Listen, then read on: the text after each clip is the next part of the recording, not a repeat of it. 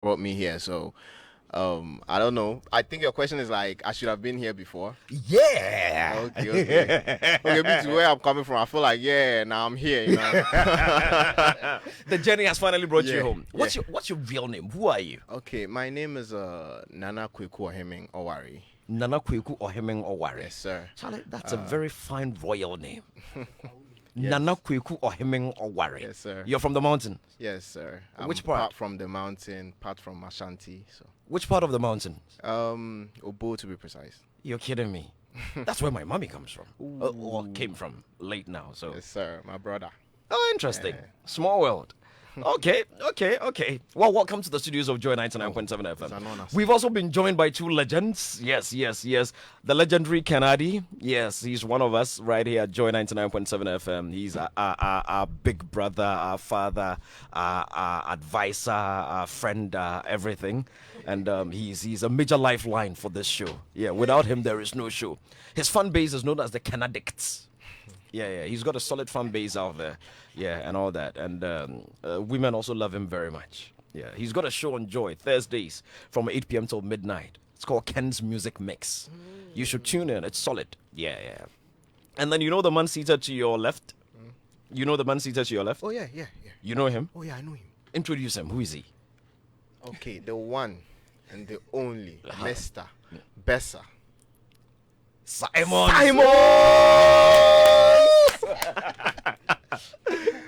Yes. The legendary man from Belembe fame is in our studios. Uncle, Yes, sir. Bibi Akama. Bibia the scene. Oh, Michael Jackson, Kuliha is on your bado. Sunday. Mm. My church people don't recognize me. Yeah, yeah, true. Edru Kroma, the Rasta man won't see you. Rasta Pia Levi won't be able to identify you. They'll say, music, and they've gone to bring a new person that we don't know to contest. It is wrong. It's unconstitutional. Not bad. Very, very interesting. All right, so that be good. Let me start with you. Yes. Oh, Uncle Ken, sorry. Okay. Uncle Ken, talk to us. Oh, it's been tiring, I must admit. Please activate Uncle Ken's microphone so we can hear him clearer. It's been pretty tiring. We're filming a new show for Joy Prime, and you're gonna love it. So we've been filming all week. It's been yes. Is it a series as well? It's more of a, how do I call it? Should I call it a game show of a sort? Oh, a game show. Yes. It's quite an exciting one. I'm sure you'd love it. Yeah, you will love it. So, yeah, that's what the week has been like.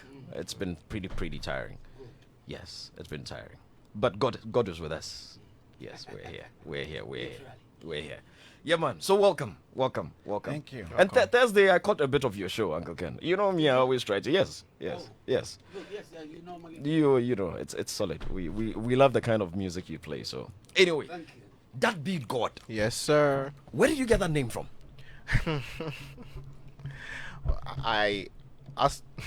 It's a long story. Make it short. Okay, so the whole thing is I woke up one day, I didn't like where I was. So I decided I changed a lot of things. So the name was part of the things I changed. Where were you, and where did you want to go? Well, I was what like an American would call the trenches. Yeah, I was in the trenches. So, I woke up one day and I didn't like my situation. So I was like, nah, man, I need to change certain things, certain mentalities, certain things that I do, the way I do certain things. And then the name was one of the decisions. Yeah. What were you doing at the time that you felt needed changing? Well, I was producing. Yeah, at the time. But like I said, the situation and where I come from, it's hard to kind of get out of or break free. You have to really go hard. So I had to make that decision to go hard. Yeah. How did it all start for you? Okay, so for me, it started from childhood, where I think my mom got me like a Walkman Okay. when I was very little. My first Walkman, and For when I heard, mentioning Walkman, I have an idea how old you are. the Indomie people don't know it. yeah. So I had my first Walkman. I was around 8 or 9 years old, and then I bought my first cassette. Was Pemuka by Okay. Obrafour. Obrafour. So and that was the first time I heard music in like stereo. sound, because it was always, radio, one kind small setup or like a pub or something. So when I heard music in stereo for the first time, it just hit me like, yo, this is it. This is what I want to do. This is what I want to find out. I want to figure out how it's done that way. Yeah. And then From there, it's been one thing to the next to the next. So it's from instruments to learning how to play certain instruments that I don't have access on, like if I don't have access to like a saxophone or something, I'll learn how to play it on a keyboard. So no, I want to understand something. So what, did you go to somebody to teach you how to play No. them, or what? No, I learned everything myself. How? Okay, so my dad is a pastor, so the instruments were at home. Yeah. And so the instruments were there, but I sort of trained myself to learn everything. Anything I heard, I'd get behind the keyboard and try to play the same thing again. Yeah. On your own? On my own, yeah. So how many instruments do you play? Virtually everything that you can think of, except the ones that like the violins, and okay, I don't do well with the horns too because it hurts my cheeks, but everything else. So what, you play guitar, you Yeah, I play play guitar, piano, you something. play drums, Everything. and all those things, and you taught yourself. Yes, sir. You know how many years I've been trying to play piano? Even do re mi is a challenge. And you taught yourself how to play all those. Yes, sir. And then you migrated from there to the computer. And to taught the yourself how to play beat. Exactly. How? Yeah, so okay, the beat making started from SS, Accra Academy. Okay. Yeah, so I met a couple of friends. They would rap and I'll make beats on the table for them, and then I'd play the keyboard at SU, then kind of stuff. So one friend was like, "Yo, the way you are all around this music thing, you are sure you can't make beats?" I was like, "Yo, that's the plan." Oh." He was like, "Okay, I have this thing called Fruity Loops. So on my computer, I don't know how to run it. I'll give it to you." I took the software, and then the next thing, we are here. Yeah. Is that how it happens? Just like that? Yes, for some people, that is how it happened. And I think it's the dedication and that this is what I want to do thing. When it hits you, that this is what I want to do, nothing can stop you if you are dedicated. Uncle Ken, are you listening to the man? Yeah, I am. He taught himself. Yeah. And I'm not surprised because, I mean, these days, there are so many apps Yeah. that can teach you how to do everything. They're very lucky. And, Yeah. You know, the children of this era are very, very lucky. Yeah. You know, with these Access apps, to that these, they yeah. have access to these apps. Yeah, they have access to a lot of stuff that. They teach themselves a lot. Interesting. You said your father is a pastor. Yes, sir. You're wearing locks. Yeah. You're wearing earrings. Yeah. You're wearing beads and stuff. Do you go to church? Okay, not lately. Why? I think I'm trying to find myself a bit more. I find God a bit more, like in a different kind of way, I guess. You don't like your dad's kind of way? Well, I won't say I don't like it. I guess I grew up in it, so I want to see more, I guess. You want I to feel find like it's a bit like You want to find out there's something else beyond God? no, not beyond. I feel like God is like huge. It's beyond like a church. That's what I think. That God is beyond the church, so there's more to do out there. Like to go out there and actually find God in our own way or with our own journey. Like I feel like I have a journey, so through my journey I'll find God the way I. And you added God to your name. Yeah. Why? Cause You chose the name yourself, or somebody gave it to you? I chose it myself. That beat God. Yes, sir. Why? One, I well, it got to a point where I felt like I was really, really good at this. So I needed a name that would like send that message across. And then that was the first name that came to mind. Like, okay, so I'm now virtually a god at this thing. So how do I get the message across that I'm a god at this? Okay, I'm that. It's God. Is your dad aware that's your name? Yeah. Has he asked you anything about it before? He's cool with it. He's cool. My dad knows I'm wild. Like, He knows you're trouble. yeah, he knows I'm trouble. That's quite interesting. Yeah. Quite interesting. I find it very, very interesting there. Okay, so what, do you have like your own studio and stuff that you operate from? Yes, sir. So I have my own studio that I operate, and record artists from. Yes. How many artists have you worked with so far? Can you put a number to it? Nah, cause I'm always working. That's the thing. Who are the top 5 biggest acts that you've worked with so far? Top 5. That would be Kiddy. I've worked with Episode. I've worked with Kwabna Kwabna.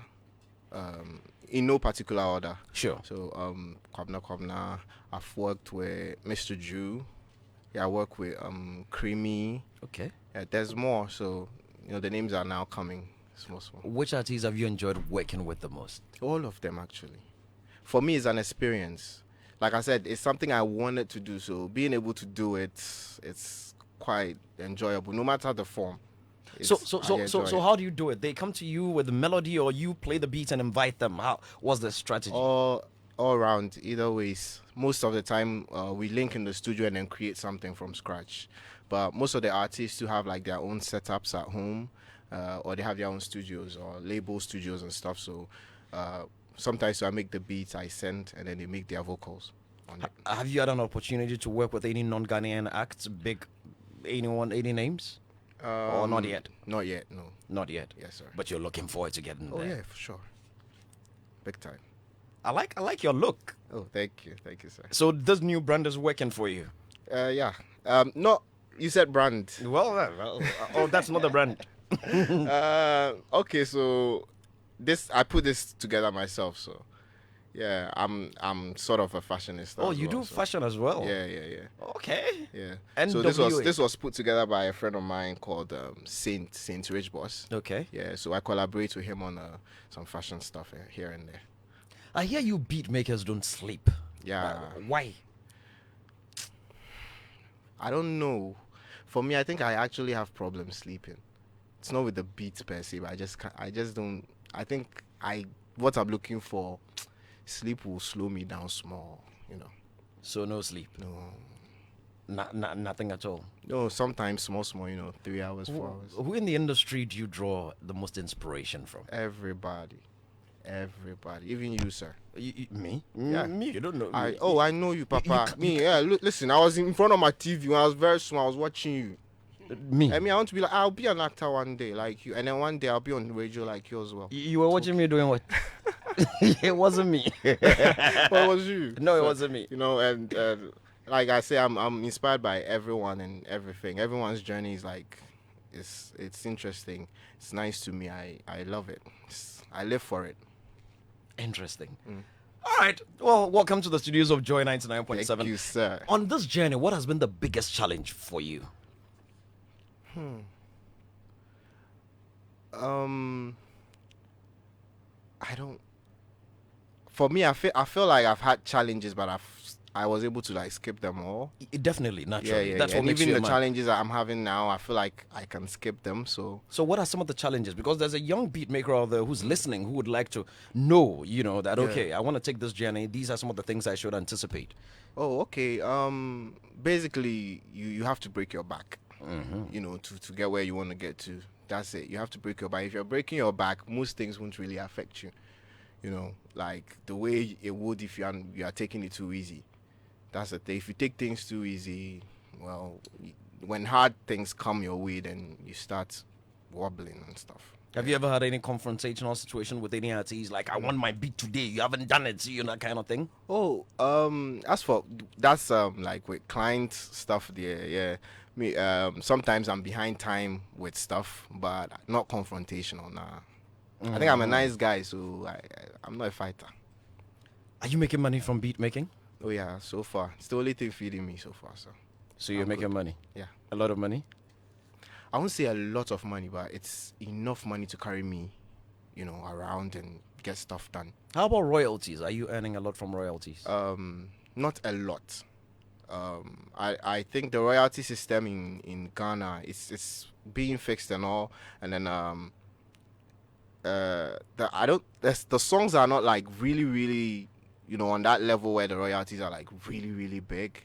I think now Ghana music is getting there, on the global scale. So Okay. Very, very interesting. So this is what you wanted to be as a child. This was your dream? yes, sir.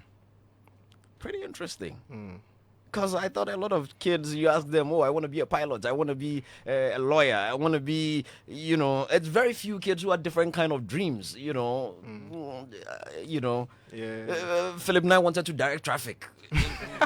I mean, Mr. Kwesichum had to rescue him and bring him here. Otherwise, he would have been standing at, the junction, the traffic lights here, so Sunday school. He didn't want to be a policeman. He just wanted to direct traffic. So this was your dream. Yeah, I actually wanted to make music, do music, and sing as well. So I do sing as well. Yeah. Oh, you sing? Yeah. Do you have any song out there? Yeah, yet? I have a couple of songs. Oh, out you there. do? All right. Okay, we go over to you, see if you can find. A lot of people that grew up from the homes of fathers are pastors, mothers are an instrument, usually end up in the choir. Were you ever in the choir at any point? Yeah, I was in the choir. At a point, I was directing the choir. Oh, wow. Yeah. Which church? My dad's church. It's called Help Worship Ministry. Help Yeah. Worship Ministry. Yes, sir. So you were directing the choir. Yeah, at a point. Yeah. When was the last time you were in church?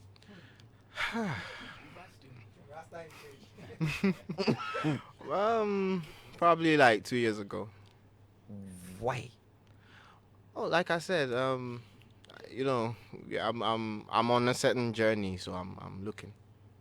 Not that I don't want to go to church or anything. I think I might find the church I want to go to. I'll find it along the way. Let me bring Uncle Ken and Uncle Besa into the conversation. It is overing me.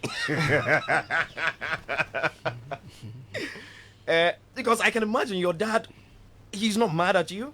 Oh, nah. The thing is, I live a little bit far from him right now. Like, I'm not too close to the church. That's another thing to factor in the reason why I'm not going to church regularly. Yeah, but for him, he's cool. Like I said, he knows me. So, yeah. Yeah, unime. That beat God. That beats God. Yes, sir. Uncle Ken. Yeah. Yes, I don't know if you have any questions, or we should get on then. No, I'm intrigued, and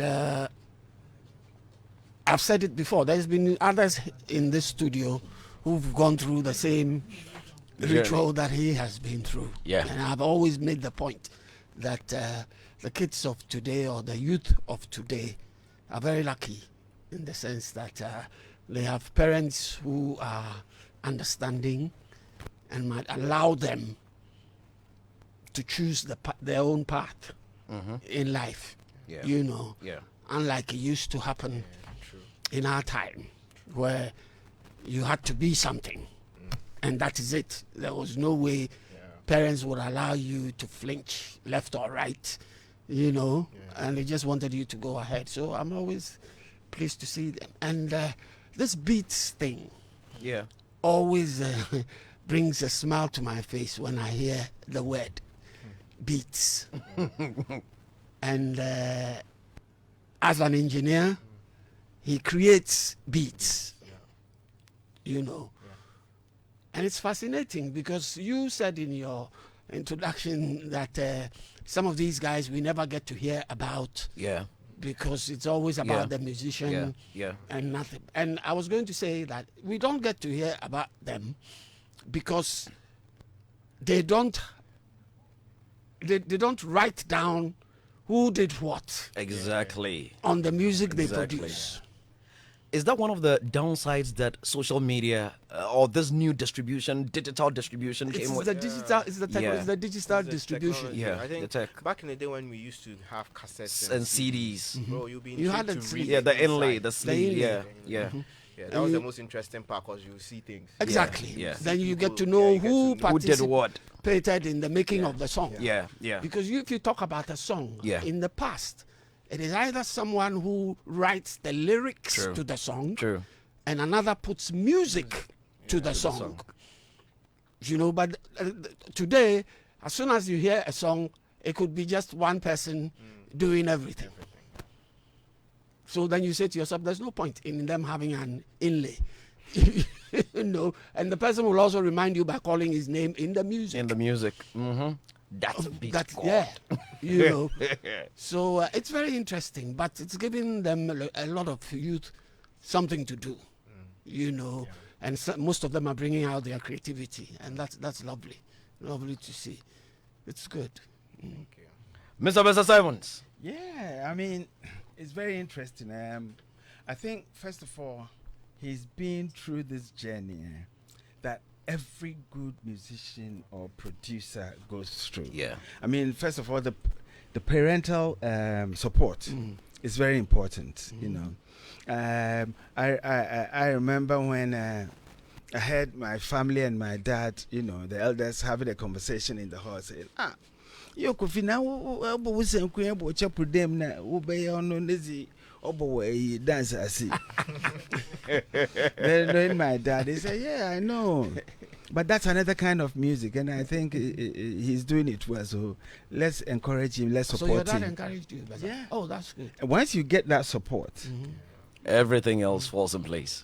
and also one interesting thing, as he was talking, I'm looking at the journey where he has started, what he has passed through, because all these things goes into your data, your big data in your mind, your life, everything. I mean, someone who has directed a choir before. Yeah. That sounds very familiar to me. I was a chorister. Oh. I was a choir master, church organist. You know, I played at school church. You know, and once you do that, you have so many elements in your mind that when you start producing either beats or anything, you know, you just pull them from here and they come. But someone who's just know two things, and so somebody's doing, I'm also going to do it. They do two songs and they are finished. True. Yeah, I mean, now that he started talking, I've been following his music, and it's amazing. You know, all of them has a story to tell, and I think it is very good. And he has worked hard for it. Yes. It doesn't come just like that. No, I find that amazing, the way he taught himself everything. Look, I remember, I actually did want to be a musician as a child. I always knew I wanted to be a creative. At some point, I wanted to be a lawyer as well. So it's always been two dreams, either a lawyer or some sort of a creative. I asked my daddy for a keyboard. He brought me a guitar with two strings. He got a guitar with two strings. You have to play nothing music. Yeah. You know, so I mean, I'm pretty proud of. Are you sure your dad did not give you an ukulele? What's a ukulele? Or Coligo. So, I mean, Musica. Do you have these young folk in your catchment? All of them? Are you registered on Musica? No. Why? Like I said, for me, I feel like the journey is now starting for me. So, I actually have it in. I have a plan, a set of things I want to do this year, and it's one of those things to get on music and actually like. How about Gamro? How about Gamro? Gamro? Yeah. I think I'm already on Gamro. Oh, okay, that's cool. Yeah. That's where the money comes As from. a producer, That's where the money comes from. So you've been getting money. Yes, once more. I think not really, but Like how much have you gotten so far, roughly? The biggest. Yeah, the biggest. Like some 20,000.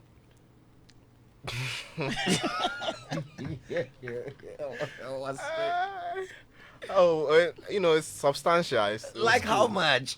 It was around 3,000. Around but 3,000. Yeah, Okay. yeah. Okay. But that's it accumulated over the years, so Yeah, it was nice. Yeah, it was good, huh? Yeah. All right. But George, you know, Yeah. I was going to say, as he's, you know, in this business, I don't know, but I'm going to say, ask you whether you've been signing an MOU with the artists you work with. Yeah. And also you have to get to know about the business side, which is knowing about your royalties, publishing and things like that, so that when you record the part you play, there should be a percentage from each song for you. And what we get from streaming is okay. But as you rightly said, Gamro is now being fixed in a way. You know, they are at the right direction. Things are slow, but they are moving. And I've seen a lot of people now ready to help encourage Gamro to move forward. So it's very important for anyone coming into this business to, when you start doing a song for other people, enter into an MOU.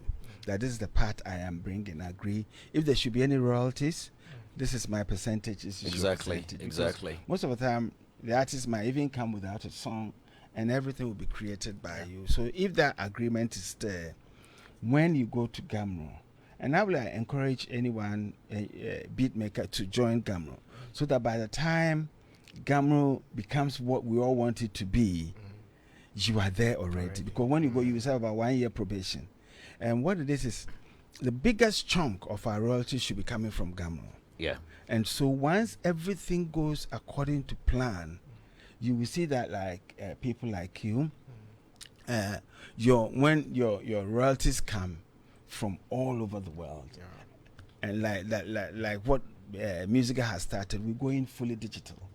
And when Musica goes fully digital, I think it will lure all the industry players to join, because you will have about 175 countries to put your link in. So once you join, you are seen all over the world in our digital portal. And I think this is what the modern and the young guys are all looking for. So that you won't have any choice than to come to Musica, because you make more money from there as well. Yeah. True. Okay. So, which is the most difficult part of your job? Okay, for me, I think it's the final stages. It's mixing and mastering stages. Yeah. It takes a while to get the song to sound right. Really, really how you really want it to sound. So, yeah. That's the most difficult part of the job. And are musicians usually patient with you to get it right? Yeah, the patients not really they, but they have to be. They are always in a hurry. Oh yeah. I mean, when the song is good, they want to get it and then start planning and then start doing things, start shooting videos and stuff. But Yeah, I'm okay. very interested in this bit, okay. the mastering Yeah. and The all mixing. that. Mixing The mix. and mixing and Yeah. mastering. These are two expert, Yeah. jobs Yeah. by themselves. Yeah. So you see, normally an engineer like him would finish his work And then give it and to hand yeah. over Yeah. to the mixing Mixing and guy mastering agent. for him to also mix and then master Master it. eventually. But the way it is here, they're having to do all this by themselves. And you see, like they say, two heads are better than one. Yeah. True.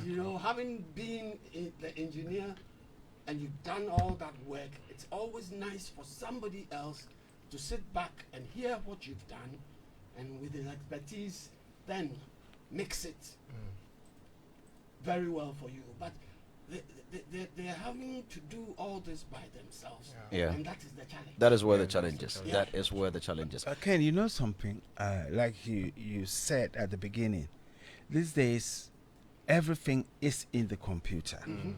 And from listening to him, he has time to sit And learn. and learn, how to mix. Yeah. When you finish mixing it, then you master it. There are two different arts, to give the song the character that it needs. I remember the last song I did that with is the Papa Yasin Traminchan album. Yeah. That Recording song, it, mixing, Yes. and then mastering. Yeah. But I think the young guys are doing well, because some sounds I'm hearing is so nice. So these days, even when I do the song, I give it to someone I trust. Charlie, I finish the song, go mix and master and do the rest for you. And they are doing very well. Here is one of the songs that Beat God produced. You worked with them every year. Yes, sir. I think it's called what? Rise Up. Yeah. Rise Up. Yeah. How was the experience of working with the free year? Legends. Legends. Yeah. Working with them is amazing because I grew up on them. Like I grew up listening to most of them. I built a lot of character around them. I built a lot of my sound around them. These guys. So meeting them and working with them is always like an experience for me. Rise Up is one of my all-time songs from a free year. Let's do it for our listeners and then we'll continue our convo.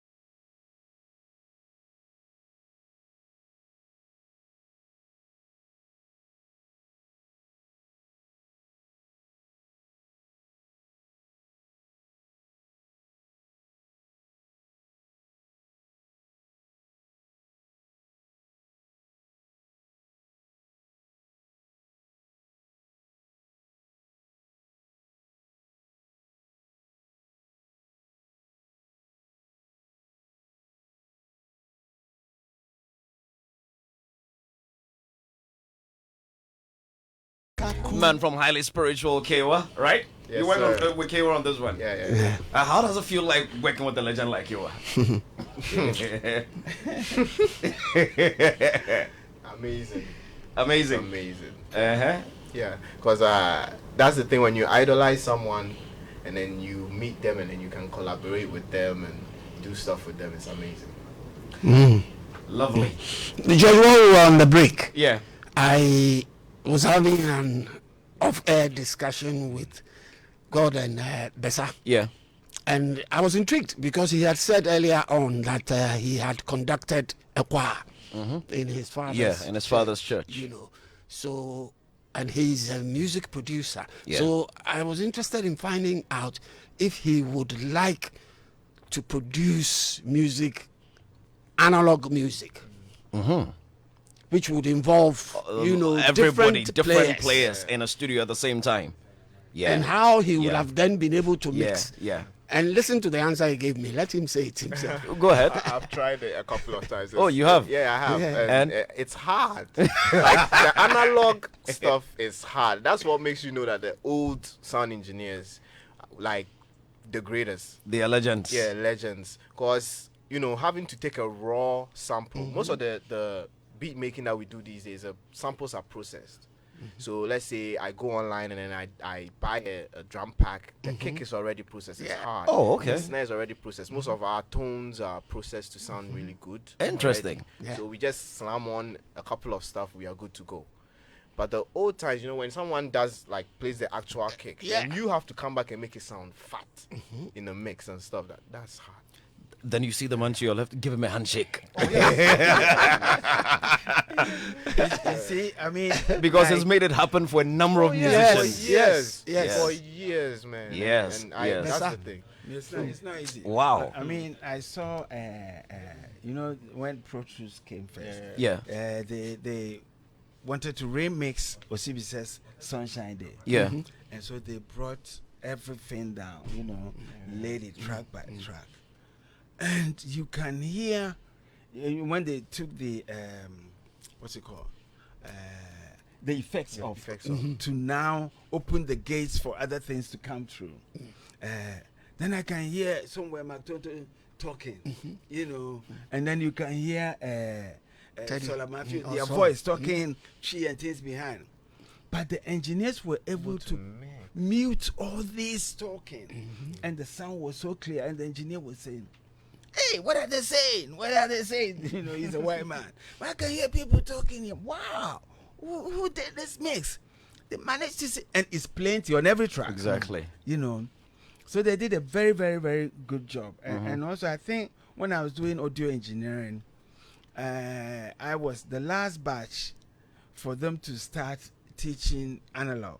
Everything was going into digital. Okay. Those were the Atari days. Okay. Yeah, the Atari days. With those kind of things.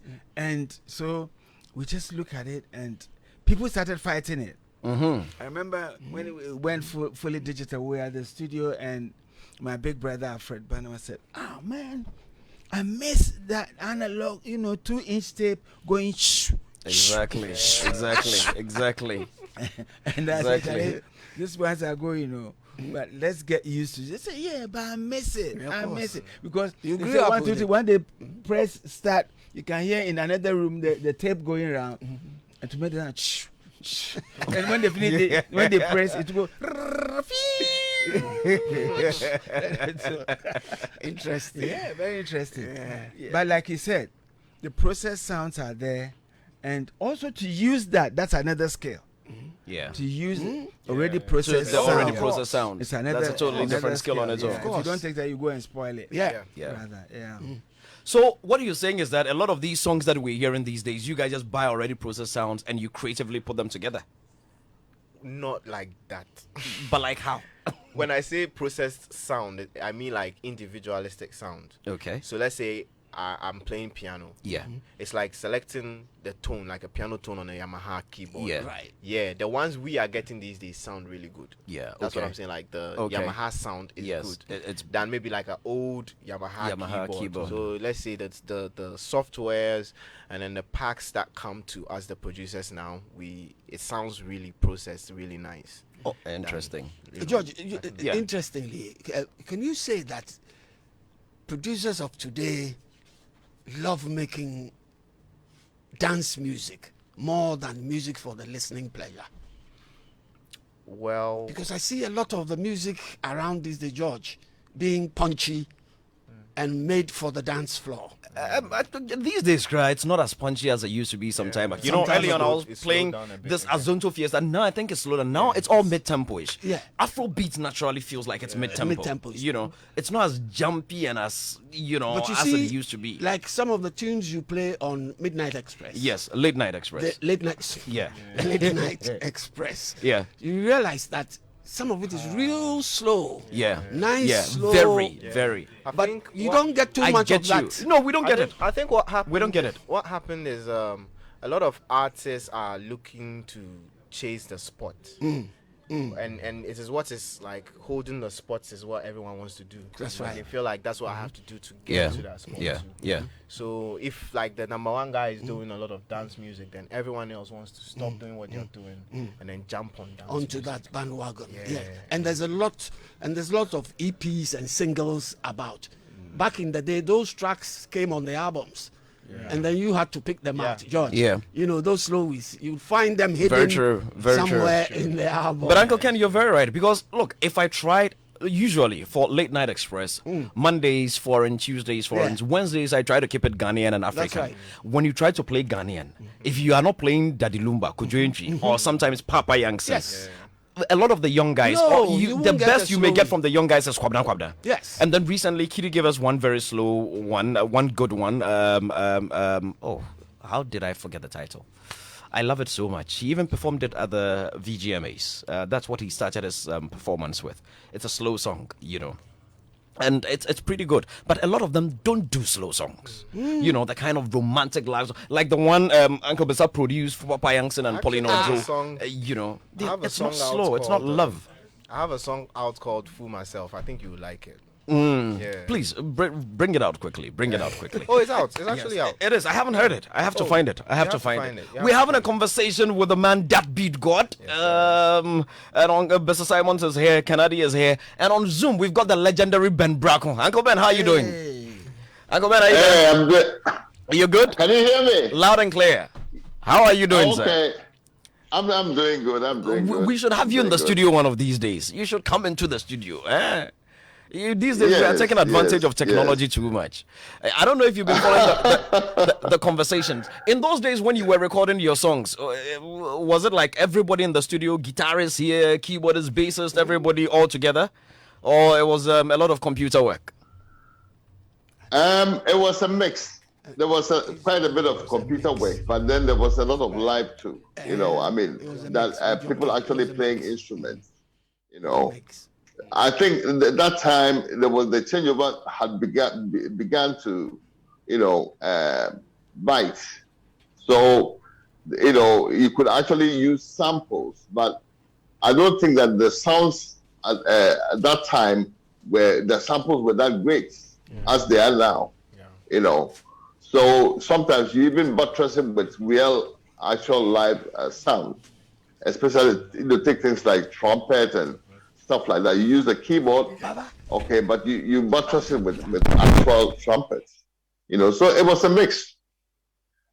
Okay, that's good. That's good. Well, we're going to have more on that conversation, and we would also dovetail into another very important conversation about how to celebrate our heroes. It's Showbiz A to Z. The station is Joy 99.7 FM. For those that do not know the name of the man that we just spoke to, his name is Ben Braco. Here's one of his classics.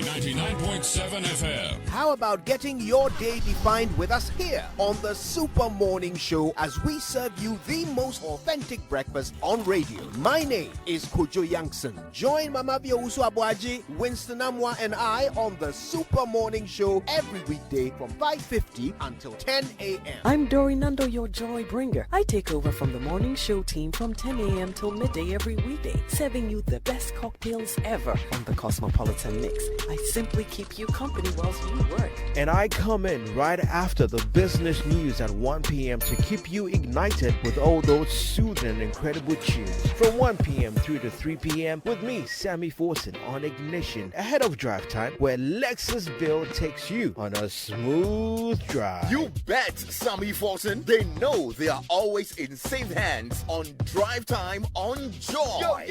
Where my passengers at, you know how we do it. Super jams, great combos, and many more. I am Lexus Bill. Hey, Kofi, are you ready for the overdrive? Oh, yes, Lexus. I am ever ready to overdrive our listeners with joy. Between 8 p.m. and 10 p.m. every Monday to Wednesday, I know just how to keep you company while you push through the final hours of traffic before getting home safely. Enjoy your bedtime with George Quay on the Late Night Express. Thank you, Kofi. The Late Night Express is a journey of inexplicable musical ecstasy as I serve and pamper you with all those love-soothing tunes till you fall asleep like a baby. My name is George Quay. The Late Night Express, Mondays to Wednesdays, 10 p.m. till midnight. Your bedtime companion. I love you. Yes, we love you. And thank you for choosing us. Joy 99.7 FM, radio for discerning listeners. We are Joy.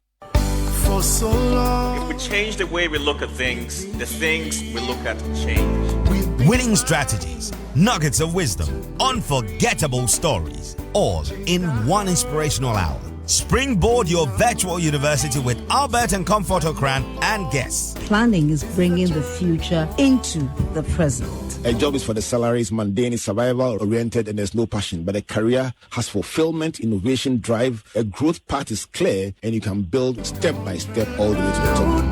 Matriculate at 7 p.m. and graduate at 8 p.m. every Sunday on Joy 99.7 FM and live on Facebook. Springboard is brought to you by Legacy and Legacy and Joy 99.7 FM and proudly sponsored by MTN, Enterprise Group, UMB Bank with support from the graphic business. Here's where we turn around. My name is Diana Hamilton, VGMA Artist of the Year 2021 and brand ambassador of Awake Purified Drinking Water.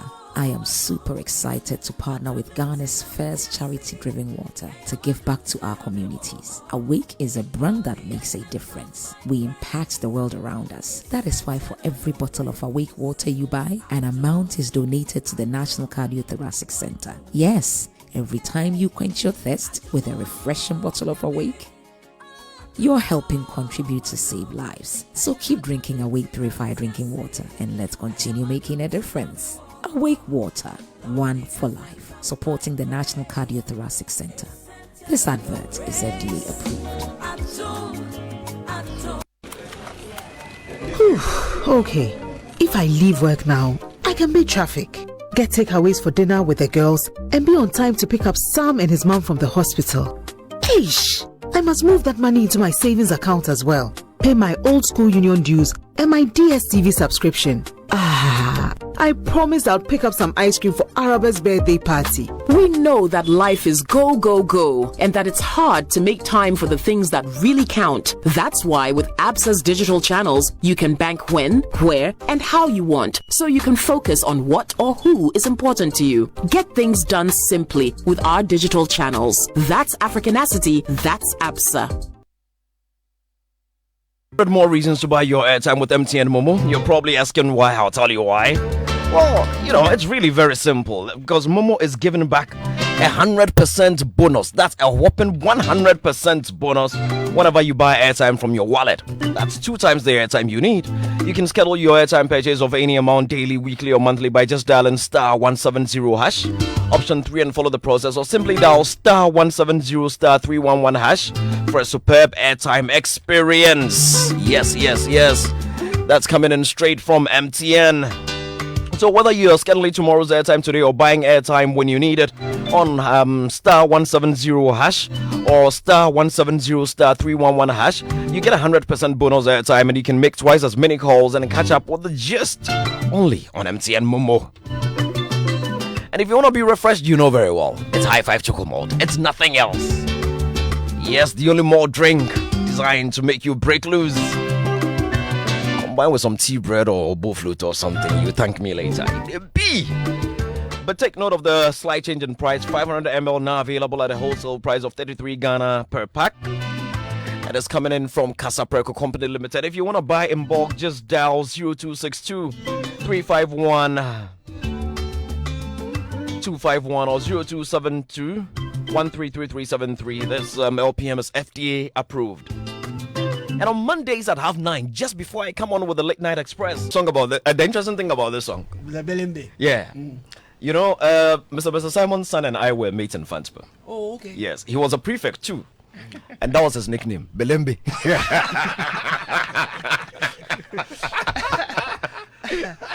You know, Belembe, why you there? Lovely team. Yeah, very well produced. Very solid. And we've also been joined by. I can't even count the number of times we've sampled that song. Oh, you guys have oversampled it, eh? Yes. Oh, not me per se, but like me listening to since that song came out. Yeah. A lot of songs that have drawn especially inspiration from it. Songs. True. Very true. Very true. The progression. Yeah. Legends. Like live trumpet. Yeah. Genius, definitely. You know those horn lines. Yeah. We recorded it in the UK. Yeah. Okay. Originally, that horn line is by Ebo Taylor. Oh, okay. But I think what makes it sound nice, now that I'm looking back,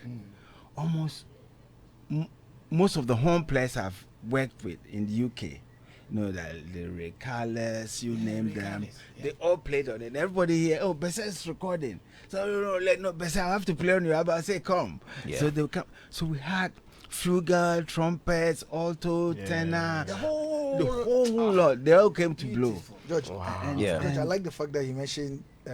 You wait for me to introduce you. Barka de Sanders. Yes. We've also been joined by our brother Sadiq Abdullah Abu. Yes, incoming MP for.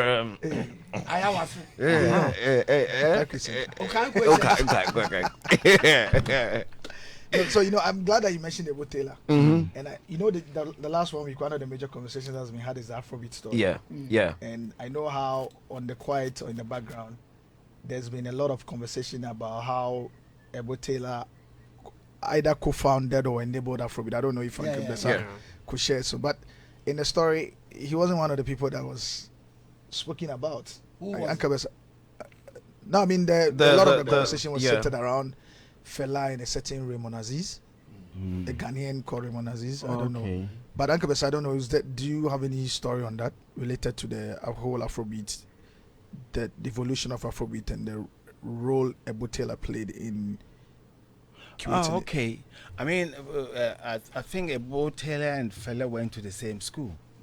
In the UK, I think, at the Trinity College or something. They all did music. Okay. And Fela also did audio engineering.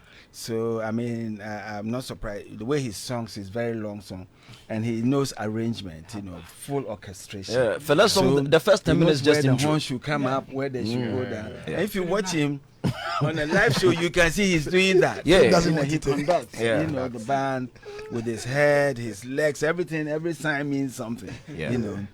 And Ebo Taylor. So they all did jazz, and they all did Afrobeats. You can tell Uncle Bo's Afrobeats is more Ghanaian inclined, which is high life in it. And Fela, you can hear juju music in it. So I think these are two different, but they've all contributed a lot tremendously to the Afrobeats. I mean, we should never forget that, and they've paved the way. For all of us to follow. Yeah, to follow. Great. Now we're going to get into our conversation, but before we get into it, and we're looking at, look, you guys are legends, and I can see the excitement from that beat god looking at you, listening to you. He looks on the screens and see Uncle Ben Bracco, and we're all blown away. You guys are legends. Time and again, we hear that Ghanaians do not honor our legends. And we hear it from media space, we hear it, we travel outside, we hear it, but we hardly hear it from you yourselves. Until Reggie Rostone recently did grant an interview to my brother Andy Dusty on Daybreak Hits, and he did say this. Let's hear Reggie Rockstone, and then we'll situate our conversation into proper perspective. But before we go into it, you give us a brief overview of Musica, where we are, and if the elections will finally happen. Let's take a listen to Reggie Rockstone, and then we'll be right back. I mean, the only disrespect I ever got was from my own people. So no, I mean, it's Ghanaians after how many years turned around and said that I wasn't nothing and I didn't do nothing, if you remember, and the media went with it. So it's ironic that you asked me this, because the only people that ever disrespected Reggie Rockstone was my own people. Nigerians always showed me respect. Every time I go to Nigeria, show me respect. I mean, I'm affiliated with some of their biggest artists. Pull them in on the biggest international collaborations.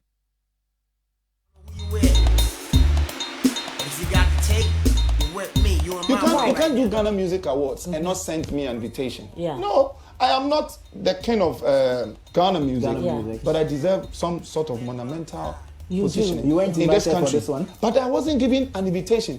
If you check from 1990, the first show ever, the first show that was done in Ghana for Ghana Music Awards, I was a performer.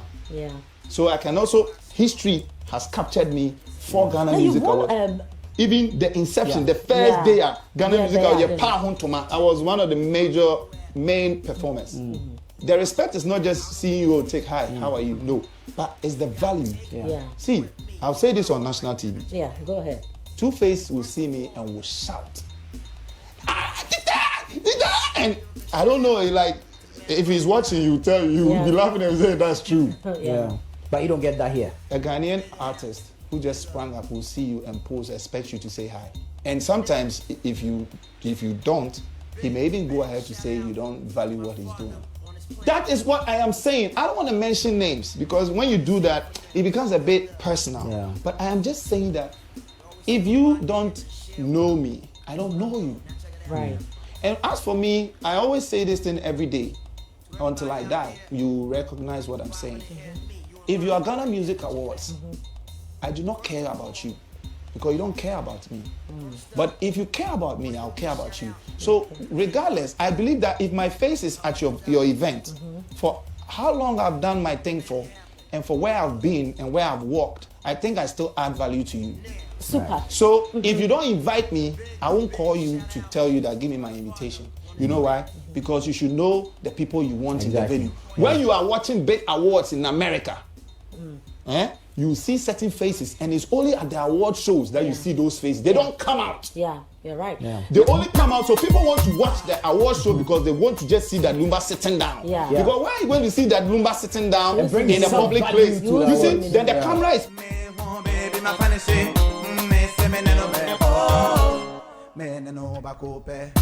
So those were Reggie Rockstone and Tech expressing themselves about this respect issue. Is it real? Or are they asking for too much? All right, let me come to the studio. Mr. Musica. So what is happening at Musica? Oh, thank you very much. I mean, let me say hi to all the Musica members who have been there, for Musica. Yeah. Holding the fort for everybody to come and join.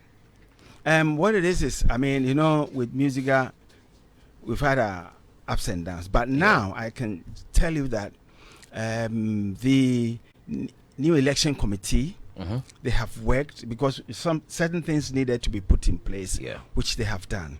One was putting the voters register together. They've done it. They've gone to all the 10 regions. Great. To make sure each region's register is in order. Now they put it all together. The other one is, with Musica, we need electoral commissioner to conduct the elections for us. And so they've gone to see the electoral commissioner. They have seen everything. They've given us a budget that we have to. By the way, let me say this before I forget. We still thank anybody who has donated something, contributed to Musica's elections. So we have the budget. Election committee has proposed the date which is the 30th of August. Okay. For us to have the elections. So very soon the Executive Council is going to have a meeting, approve it, and then on the 30th we have the elections. So finally, the elections will happen. Finally, this one elections. We are sure. No, elections will happen. Nothing. Elections will happen because every member that I know wants the elections to happen. I want the elections to happen because, for one reason, once we have the elections, musica will flourish. It will change. Because what it is if you haven't had the elections and people are saying, oh, when are you going to have your elections? Oh, you can't even access any grant, And so this time, I am sure, inshallah, all right, God willing, all right, musical elections will come on. And whoever wins, musical will move on. We'll move on. Okay. All right. Great. So that is overview from Musica. And now let us try to get our conversation going. That be God. Our elders say we do not show them respect. Do you agree? I don't know if you've heard it anywhere before. Oh, I've heard. You've heard it time and again. And what you make of the conversation? I think it's a matter of perspective. So, well, I'm not in their shoes, so I can't really speak from like their perspective. I believe they know what they're saying. Like however they're feeling about people not showing them enough or not valuing them enough. I think they know what they're saying. So you think it's something that actually exists? It's real? Well, the points they made are actually very, very like substantial. I like Uncle Reggie's point. It makes sense. And then Tick's point as well with their awards and stuff like that too. I don't know about that one, but I think from perspective wise, I think they know what you're saying. So you think they may have a point? All right, Uncle Ken. Yeah, George. Let me go back to Tick. Yeah. Because that's what stayed vividly in mind. Something he said. Who did he say was the Nigerian act who sees him and Two-Face? Two-Face. Yeah. Okay. Now, will that surprise you? No. If Two-Face sees Tick and goes all gaga over Tick? Not in the least. Yeah, that shouldn't surprise you because they are from the same, era. They are from the same era. So I am not surprised that Tick sees him and goes gaga. On the contrary, when Kwame Eugene or any of the new acts sees Tick and is a bit coy with his approach, that should also not surprise him. Because that act might not be somebody that's that knows Tick too well to be able to jump around with Tick the way what's his name did. Exactly. So I think that sometimes when you're making these pronouncements, you need to look at them from a certain perspective and know that, like Sadiq will always say, generational changes are such that people of today would not relate so easily to people of yesteryear. Interesting. Let me go to Zoom and bring Uncle Ben into the conversation. Uncle Ben, are you there? Are you there? Uncle Ben, you may have to unmute your microphone if it's mute so we can hear you. Oh. Great. We can hear you now. Now, okay. I mean, you've been following the conversation and you are a legend. You come in, you go out, you travel. I understand. I recall the moment when you released some, I think it was birthday pictures, some very African pictures with some earring and all that. It looked very nice. And the social media went crazy and a lot of people said a lot of very... I don't want to use certain words, but why? Have you ever had to... let me say silly. People said some silly things and all that. We saw it all. I don't know if you saw some of the comments that were passed on those photos. And if you've ever had boss, your microphone is still live. Your microphones are live because Uncle Ben is on the same line. So have you also ever felt disrespected at any point in your career? Or, have you ever had any encounter with any organization or any media house or any individual? That means do you know who I am? I mean, where were you when we were doing our stuff?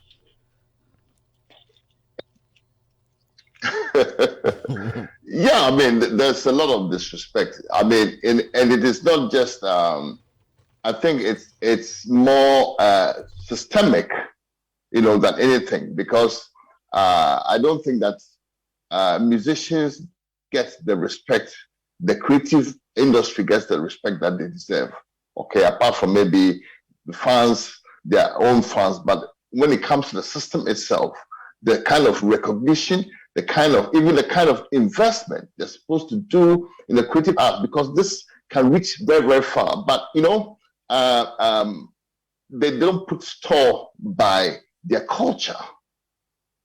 Okay, they don't put store by their culture, and I mean, all they want to do is maybe please outsiders. But the only thing that we have of value as Ghanaians and as Africans is our culture and our heritage. And if you don't respect that, you're not going anywhere. You're just spoiling yourself to be exploited and to be used. So, I mean, the issue is more far-reaching than just maybe slides and snobs here and there. Very interesting. The issue is far more reaching than just looking at it on the surface. That's what Uncle Ben is saying. Abbas, I don't know if you've had any experience as well, or any encounters with anybody that sort of confirms what we are discussing. I'm just, I'm sure Sadiq will tell us more about the awards and things, you know. Yeah. Because if you look into other countries, musicians are respected, producers are respected. When you say respected, exactly what do you mean? What you mean when they see you? I mean, for example, today I am overwhelmed meeting the big God himself. Yeah. I mean, the way he's spoken to me, I didn't even know he knows me. Yeah. But he knows me. He just told me about a little of my history. I said, hey, Charlie, I have to watch the way I move, you know? And it's not only him. I get this from everybody. Yeah. I myself, personally, I respect everybody in the music business, whether you're up and coming or anything, because it's a very serious job. Track you are taking is not easy. But I think for TikTok and Reggie Stone, they are still very relevant. And I think every musician, young or old, will know them. I mean, take last song, I remember everybody knows, the Kwani Kwani. It's Kwame Eugene, you know? Yeah. And he's out there, so for him not to be respected by, some organization or something, I think that is something we have to watch. And this is not the first time I'm hearing this. It's been going on. If you go to other countries, when they see their senior musicians, they pay homage. They say, yeah, you have to realize that if they were not there, you wouldn't be where you are. They've paved the way in any other way. So I think that is important. And also, if you look at other award schemes, you will see that although the older musicians are given a seat somewhere, you normally see someone you haven't seen for a long time sitting there. And I think that's what maybe Tick is saying, something like this. At least if we can invite them, it's an oversight, I think. If it did happen, we have to invite them. Even if not everybody, invite some of them to come, especially those who have contributed to that scheme. You see, I find it it's difficult because Sadiq. Okay, look at it this way. I mean, you are CEO for 3 Music Network and for Waterland Festival and all that. How many musicians do we have? Mr. Bassasa, how many musicians do you have registered on Musica? Rough estimate. Those of a good standing, about 1,000. About 1,000. Yeah, if we those who are not of a good standing, who haven't paid their dues, we get into about 5,000. About 5,000. Yeah. So let us say every award scheme wants to invite 50% of the number. No. That's okay. 20%. No, not even that. Okay, 10%. No, it doesn't work like that. You see, it works like people who are still trending in a way. For the past, let's say, 5 years, I think it should work like that. And these people, they were there from beginning, and And you I mean, about 10 of them you can invite them. But you see, Uncle Bazar, that is where the problem starts. Which problem? Who determines which 10? Yes, exactly. They will. You should come in. They will have to determine, isn't it? Okay, Sadiq. So I mean, it's a bit unfair to spotlight one aspect, one problem that people have. That's this one. On say awards or anything, but I get it. Yeah. In an industry where something seems to be thriving, everybody likes to look at it as the all and be all for industry in terms of what it can fix and all of that. You know, awards are nothing without the mechanics, including who gets nominated, who gets invited, and everything. Within a particular year, George, if you look at it and if you base it on the venues, you know there are every year, if you look at the categories, the least number of talents that get nominated will get to about 100. Least. Take each and every category and then look at it per category. Now, these people, when they are coming, when you're inviting them, if it's just an artist, if it's not even performing and inviting him, that's 5 people. That's 5 people. So if you take the current, I mean, because of the issue at Trade Fair now, I mean, you don't know how this thing, but if you look at the venue that has hosted the last 2 major awards in the country, for instance, Grand Arena. The Grand Arena, which takes at most between 2.5 to about 2.8 if you squeeze it. Well, if you do your kind of setup with 3 stages, that's you are looking at about 800 people. Exactly. Yeah, or 400 or less. Yeah. Now, even if you stretch it and it's 1,000 people, if you're inviting these people and inviting everybody else, I mean, you cannot accommodate a lot more people like the way TikTok, except if the mechanics of the year specifies that you're going to celebrate a particular legendary musician or experienced musician. You know, but I try to understand Tech. I think what Tech is trying to refer to is the generational disconnect that I've always talked about here, one, and a certain lack of, actually there's some bit of documentation, now we're getting better with the documentation, a certain lack of documentation that can be amplified over time, you know, and also in terms of how we go about celebrating these established people, you know, in the ways that we can instigate a certain demand or a certain recall for them. Because if you look at it, and if you look at the biggest users of music at every point in time, who are also almost always the most active patrons of award shows at every point in time, often there's a generational disconnect. Some of them, except in cases where you have the likes of that big God that want to learn and read history and understand it and read everything as well, a lot of them do not understand things that are happening 5 or 6 years ago. You'll be shocked. It's just few of them that really take their time to understand. When Charles Amwa was here and I was speaking about the 80s and all of that, it was because I took time to try to understand, because I was born in 85. Wow. So technically, by the time I was what's it called, 4 or 5 or 6 years, when Charles Amwa was riding high and everything, technically I shouldn't know some of this, but I spent time understanding and give credit to your dad. Of course. Also because of my dad. Yes. You know, so the point is that there's a generational disconnect. So, and also the lack of documentation, like documenting some of these things. But again, George, awards are also a form of documentation. So obviously, if even industry or generally society is not doing it, sometimes the way you yourself amplify it is the way you'll be taken. And give Reggie that thing. Reggie has, people say Reggie does it too much, but if nobody does it, he does it for himself. Reggie has consistently amplified and he fights off everybody. And I mean, there was one day I saw him and I was like, we're discussing why, like at every point in time when somebody is discussing hip life history, is very particular, but it's like, yo, this is what I'll be remembered for. This is my reputation. This is what I did. I do not take it lightly. This is what puts me on the map. This is what created a whole movement, a whole genre for a group of young people. And so for me personally, if anybody is going to sit on concern, Reggie Rockstone will not sit on concern for anybody to distort the history and take it away from him. So Reggie, anywhere you are having conversation, even on Twitter, and you distort a bit of the history and take him out, he'll be there. He'll come at you. I am worried about this generational gap that you mentioned, and I'm wondering if that so should solution. Be, that should, no, hold on. Before we get to solution, I'm wondering if we should call that disrespect, because you see, my worry is consistently there's been this narrative of disrespect. I don't think there's obviously there's been instances of disrespect where maybe a particular younger artist disrespected a particular old artist. We can call that out, right? But I don't think for a lot of the younger people, it is not their stars. No. Look, today, the Gen Zs that of today, I have a brother who is almost going to university now, first year. I asked him of his playlist. I was with him in the car. We're driving to the Shire Forest Reserve, and one of these radio stations were playing old hip life songs. They were playing Vujay, Sarkodie, and Edem. I asked him, "Do you know who this is?" He says no. He says no. I said, "Don't you recognize Sarkodie's voice?" No. So then I began to ask him, "What's your playlist like?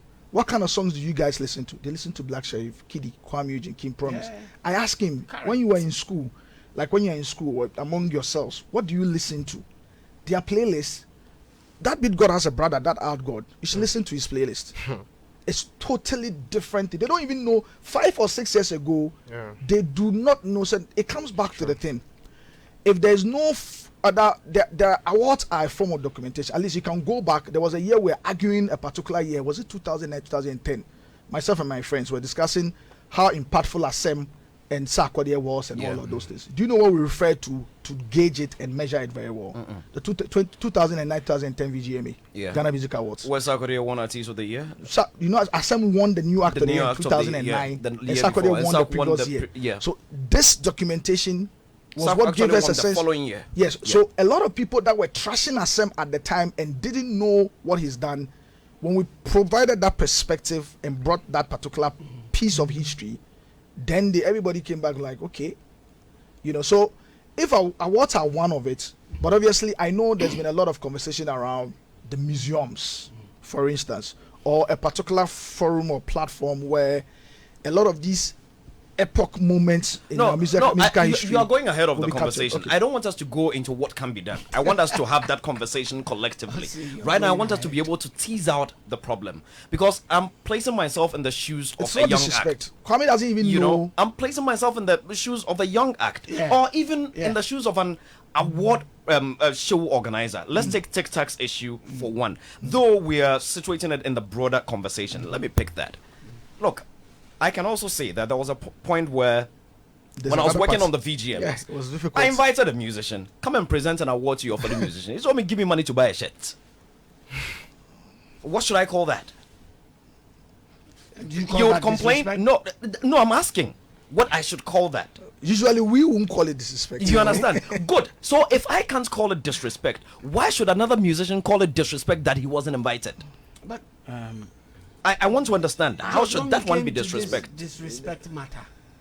I said to you that I don't think it's a matter of disrespect. It's just a matter of people not being pali with the person because of the generational context that we're talking about. So I don't see it as disrespect. And then to add to unless, like Sadiq said halfway through his submission, that there is a particular case of disrespect, then we can look at that particular case of disrespect. But otherwise, I would not go as far as calling because it look, disrespect. we've had that instance. Hold that thought briefly. I've got Apuskileke on the line. Hello, Sydney. Yes, sir. Yes, sir. Minia, how are you doing?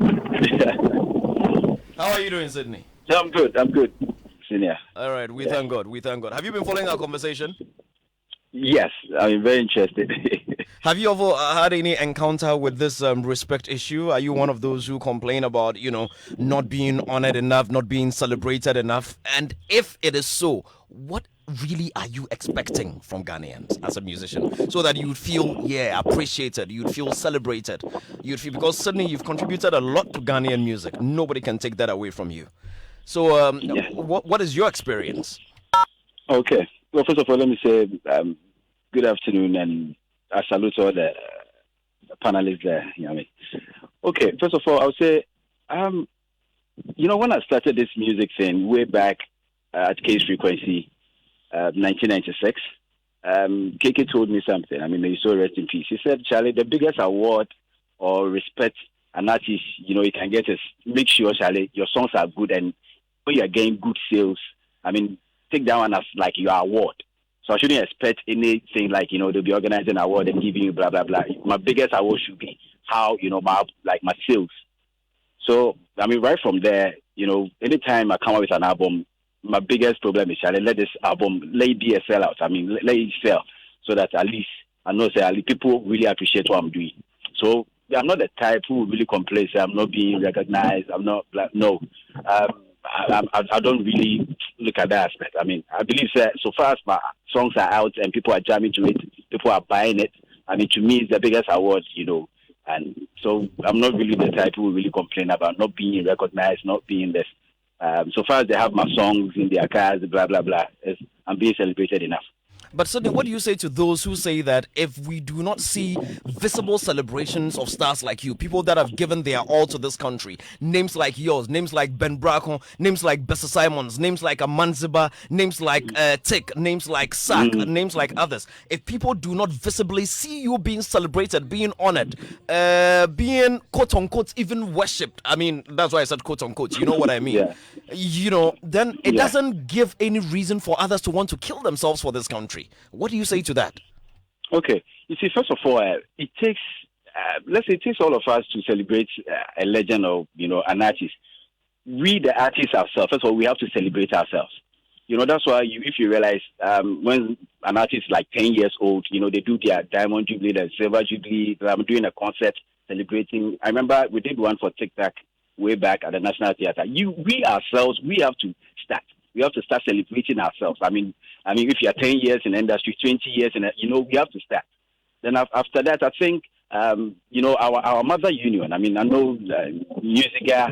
I mean, there should also be something in place for those kind of things. I mean, recognizing legends and all that. Then also other event houses. I know it's been happening. I mean, they've been the legendary nights and all that's been happening. But first of all, I think we should celebrate ourselves first as musicians. Before somebody will appreciate you, you have to appreciate yourself. So, I mean, we have to also, like I said, yearly or maybe 10 years, 5 years, we have to also be putting up shows. We don't have to wait for somebody to, put up a show and invite us. We also have to celebrate ourselves. I mean, with that, I think we'll be recognized and other event houses will also pick it up and also do shows for us. Okay, that's quite interesting. Good thoughts there. I'm going to cross over to Uncle Ben. Uncle Ben. Yeah. So I just the question I posed to Sydney, I'm going to pose the same to you. Yes, for you as an individual, it may not be a big deal. After all, you're doing your music, you're getting paid. If somebody decides not to respect you, it is not your worry. But what do you say to those who also opine strongly that, look, if Ghana does not make it a conscious effort to celebrate legends like you, the impetus for others to want to kill themselves or even do something, symbolic to honor the name or fly high the flag might not even be there. So there needs to be a conscious effort to celebrate people like you. Is this something you would agree to? I agree in total. I mean, the point is that it is an institutional thing.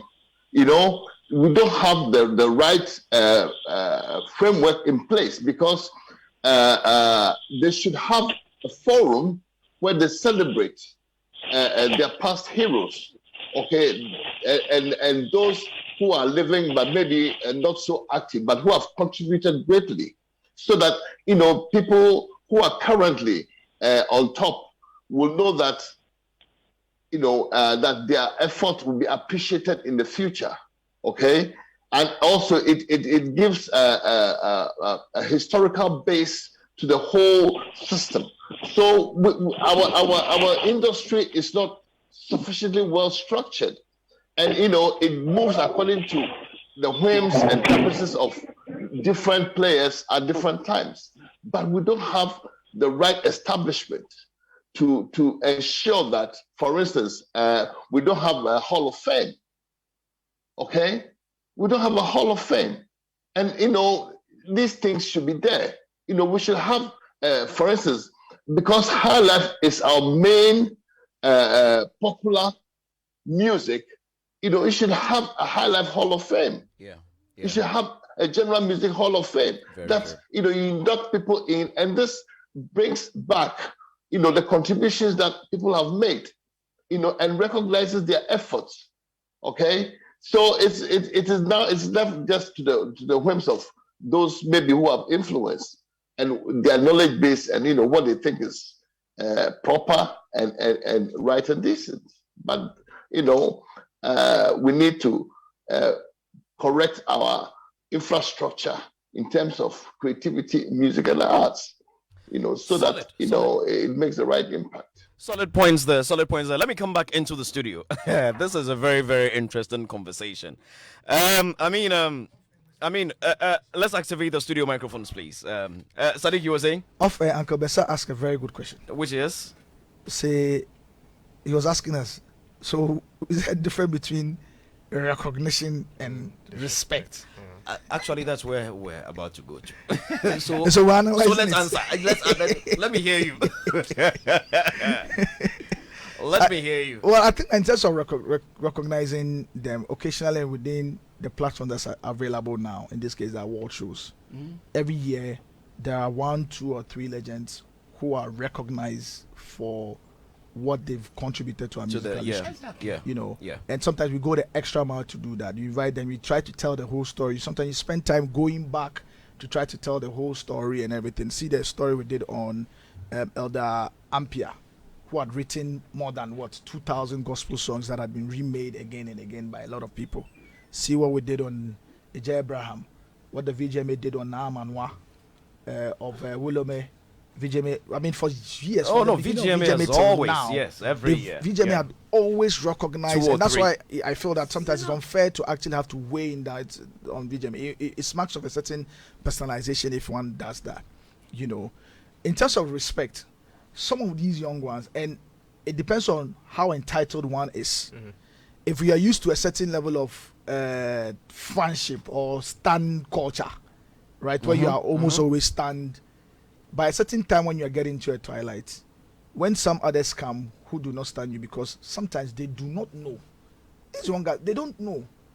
I know how Links Entertainment, for instance, painstakingly spends time to get their young act, Kwame, Kedi, and anybody that is signed by them to know. So when you are at an event, you will see Albert or Richie, for instance, telling Kwame or Kedi that, look, go and say hello to this guy.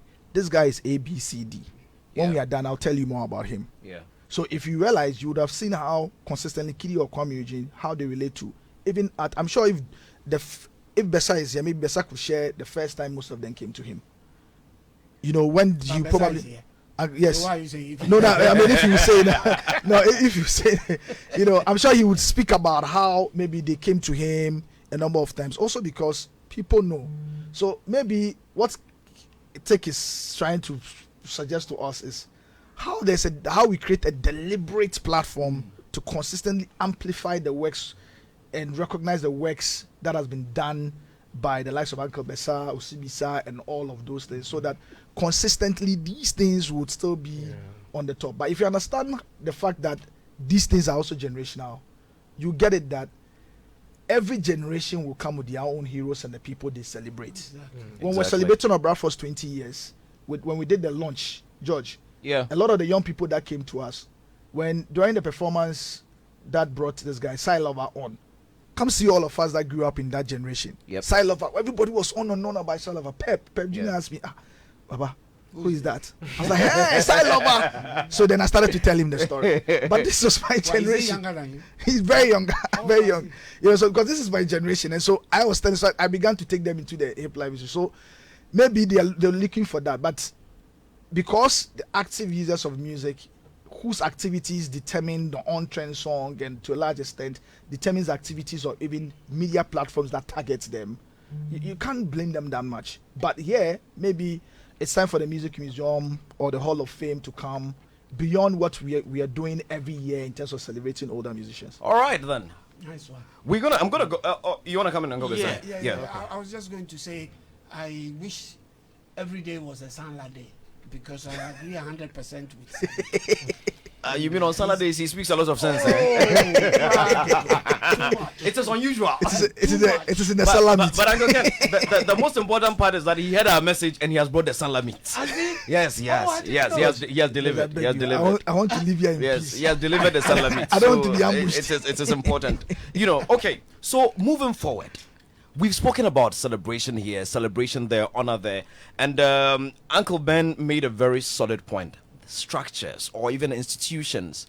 Let us forget somebody's private initiative. The VGMAs, the 3 Music Awards, they are private initiatives, like it or yes. Government has not been able to collaborate to the point that we can actually call them or national affairs. Yeah. I mean, I quite remember there was a point where VGMA even requested some funds from government. They didn't come. You know, I don't know how the story is recently, or it's been in the last couple of years. At least when I was working on it, it didn't come. I don't know if they took it. You said it was too small to be taken. well, Uncle Ken, we know. I mean, come on. When you organize these things, when it's being proffered, it must be proffered in a way that it can actually. Anyway, let's leave that discussion for another day. Actually, lift it up. What happened to the music honors that was established under the Obo regime? Well, I mean, that is still on there, you know. But it hasn't happened in years. Yeah, because I mean, when the COVID came, we couldn't do it, you know, because social gathering, everything went, you know. Oh, but Uncle Bessa, as for this one. You know how it works. The VGMs happened under COVID. 3 Music Awards happened under COVID. No. They all found ways. Even the Grammys happened under COVID. No, you are talking after COVID. No, under COVID. The COVID years happened. 2020 happened. 2021 happened. No. Yes. But George, understandably, yes. I agree, but it happened. Okay. The point I'm trying to make is that, Charlie, the excuse is debatable. Okay, I think what it is the Musical Honors, Ghana Music Week is still there. When we were supposed to celebrate that one, you know, the COVID was very intense, and since then we have to build it again. Hopefully, we know that after the election this year, we are hoping to have the Ghana Music Week, where we will celebrate Ghanaian music, where we will have one day where every radio station will play only Ghanaian music. And we are also, you know, for tourism's sake, we are asking the embassies to bring groups from their country to come and perform in Ghana, and they sponsor themselves. And there's going to be a street jam where all the up-and-coming musicians will come out to show their talents, and we'll bring in producers, people who are ready to take them on to come and have a look. And we're going to have the Musical Honors. This is the only award that only musicians vote to pick who has excelled, who needs to be awarded. And at one point, it was one of the best award schemes. So we are bringing it back. It's not that it's dead. It's not dead. It's coming up back this year. And then George, when I come, slow down. Okay, before I land, yes, let the man land. Before I land, I was going to say, yeah, it's going to be a crash land, but we will land safe. Yeah. What it is I think it's about time we Ghanaian musicians we start doing research into our past music. I heard someone sing, a Nigerian artist, top artist singing, and I thought he was singing juju music. Straight away, you can tell they've done some research into their background. Yeah. I listened to Burna Boy. I know he's done a research into Fela's music, right? Yeah. And I think we should also, because we have a lot. We have Annie Johnson style. We have 1,000 Alex Kunedu. We have the Nampedu. We have Papayans. We have CK Man. We have Onyina. And I think it's about time. That is the respect I'm talking about, the recognition. If we recognize these people, yeah, they give us more. I mean, I was listening to Ampedu's music, the bass lines. Just take a little piece, and the music will be something authentic. I'm saying this so because I think we are not recognizing our elders enough, only with their music I'm talking about. Because if you know somebody's music, then you tend to respect what they have done. Okay, all right. Uncle Ken, you wanted to come in? Then we'll go to Sadiq. No, Bessa. Bessa just told us some of the hiccups they've encountered. Yeah. As to why they've not been able to institute yeah, talking about before. Now, Bessa knows that apart from COVID, because in between what he was saying, I chipped in and I said, 3 Music, VGMAs, and all those who were able to come out with something during the COVID era did, what was it called, virtual? Yeah. shows. The virtual shows, the virtual concerts. I am interested in knowing if the musical issues have been thoroughly resolved. Because without them being resolved, Musica cannot, as an organization, do things in unison. And that's my worry. So if Besa tells me that after the election, this is going to happen, this is going to happen, this is going to happen, that is going to happen, I am told that there are still issues to be resolved. And I do not want us to brush over those issues. And paint a picture of, independence or what, republicanism, whatever. That's my worry with Besa at the moment. Because what were the issues that kept you away from having an election? He said COVID. The election. The election issues, yes. They were in court. That was not COVID. No, that was not COVID. That was not COVID. Yeah, the COVID was the events. But the elections, yes. The election was court. I am not creating confusion. There was a legal issue. So I am saying that for us to look forward and look at the picture that you've just painted, which is glorious. If there are issues, they need to be resolved. And they need to be resolved to the satisfaction of all members. All parties involved. Yeah, all parties. I think it's good advice. So maybe if there are... It's good advice, but for where I sit, Ken doesn't know anything about music. You sure? I'm telling you. So there are no issues? No. If there are issues, it's got nothing to do with the awards. I mean, you said something very positive.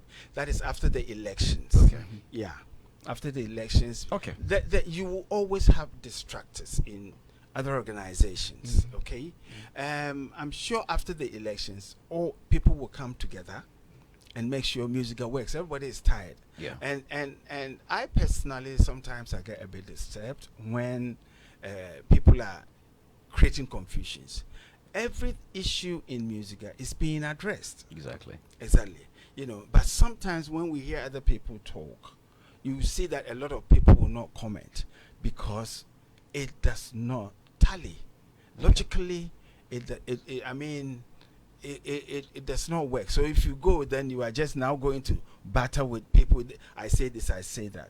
Music has had its issues. Music has had people working. That is why we still have music. That is why you can still come to the office.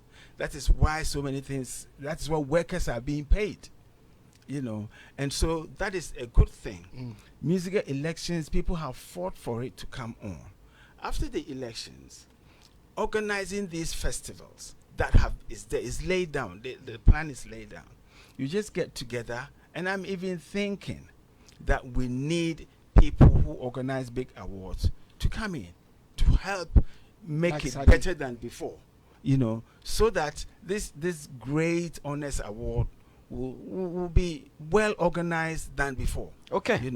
So we move on, but the issues at music is being addressed. Okay, that's fine. And people are cooperating, so I think we should encourage them. To that's what I was looking for. There is a message here from the chairman of the National Theatre Board, Uncle Ken, your man, Nana Fredria, says artists are not known in recent times to acknowledge that there have been predecessors. In fact, some actually attack their predecessors, claiming their works are better. Which true and good artist even thinks that? I recall hearing the likes of Nanam Pedu and others paying regard to the E.T. Mensons, etc. Respect is expected from all levels. That be God. Your people, they do so. Nana, the thing is, you don't know. The thing is, every Fibia Mensan. Yeah, I have not personally encountered that sort of disrespect before. I've not seen anyone disrespect a senior artist like that before. No, and because look, just recently, was it just yesterday or the day before, I had Kiddy literally begging for Daddy Lumba to feature on a song. He said he has a song that if Daddy Lumba does not feature, he's not going to release it. What I know he is was literally begging. What I know is most of us do idolize a lot of these people. Yeah, they are the ones that idolize, particularly those that had like very, very epic careers. Yeah. I idolize almost. That's what I'm saying. Like me, like this, I draw inspiration from almost everyone that I have heard doing something. You know, in Ghana, from people that even had just one song, and then all of them, everyone is an inspiration because every song is a good song. And that is why myself, this whole respect thing. Look, I understand the I understand the Reg Rock student debate. Reg's issue was different. Somebody questioned his status as the grandpapa of hip life, as the founder of hip life. No, I think with that one, even that. Is it disrespect? Yeah, I mean with that one, it's questions. You see, someone like me, I ask questions a lot. Yeah, I ask questions a lot. Like if I'm here and I have to ask something that I heard, because most of the stories we came to hear. Like I came to hear, Reggie Rockstone is the grandpapa of hip life. Yeah. But then I don't see documentation or anything like Baba Sadiq says. There's no special documentation that's showing the times when some things were happening or certain things, So now if I have the opportunity to see Reggie Rockstone or someone who was close to Reggie Rockstone, I might ask that question. Exactly. I might start asking questions, and then there are people too who would over ask the questions. And exactly. also, and then the other danger here is that further deepens the disconnect, the generational disconnect is, again, every generation comes with their own opinion leaders, or opinion narrative influences. Will continue to be the deep hole, for instance, if the narrative influencers of a particular generation still do not know. And that's why, for instance, on a show like this, the reason why it's always very important, it's always refreshing. Every time when Uncle Ken goes into the old vibes, everybody sits back trying to listen. Because he gives you that perspective like, whoa, there's no way I can give you that perspective Uncle Ken will give you. There's no way, what's his name, Chief Mumin or any of us young folks here can give you the perspectives Uncle Ken will give you. And often you live here, like, I've become a fan of 70s and 60s music because of Uncle Ken. I say this every time. Yes. I got into one of those our usual debates in terms of the melodies and music of the times. And Uncle Ken told me that, look, you know what, relax. Go and listen to this music, this, and come back to me again. The next day, Sunday afternoon, I said, can I give up? You've won. And from then on, I've always now I've actually even find some songs or some music and send to Uncle Ken and say, Uncle Ken, listen to this particular song. But he got me to actually understand. So I get it. Some of the narrative influencers of today that are probably sitting on shows as pundits or sitting on Twitter, who run the Twitter spaces and everything, understandably, do not know some of these things. And so if you do not have a few of us that understand these things there to correct and shape some of this narrative, and also because there's no proper documentation of a particular museum or platform where you can go and verify these things, but except platforms like the VG, like I said, till now, if you really want to have a proper understanding of how the music years of 99, 2000, 2001 is, refer to the VGMA. You do have a point. And again, when we go back to this respect thing, I think we should pardon the kids, the young. I honestly am yet to meet the issue of TikTok did mention that sometimes they see you and they expect you to greet them. There are two things that I've noticed about the Ghanaian. The Ghanaian is usually generally laid back. Hardly. I dare any popular person to say, and I went to the mall and they saw me and they were lighting up. Oh, give me autograph. The Ghanaian is not like that. We are not paparazzi. I might meet someone that I really, really like. But now it's changing. Oh no, Sadiq, it's not really changing. It hasn't really changed. I'll share an experience.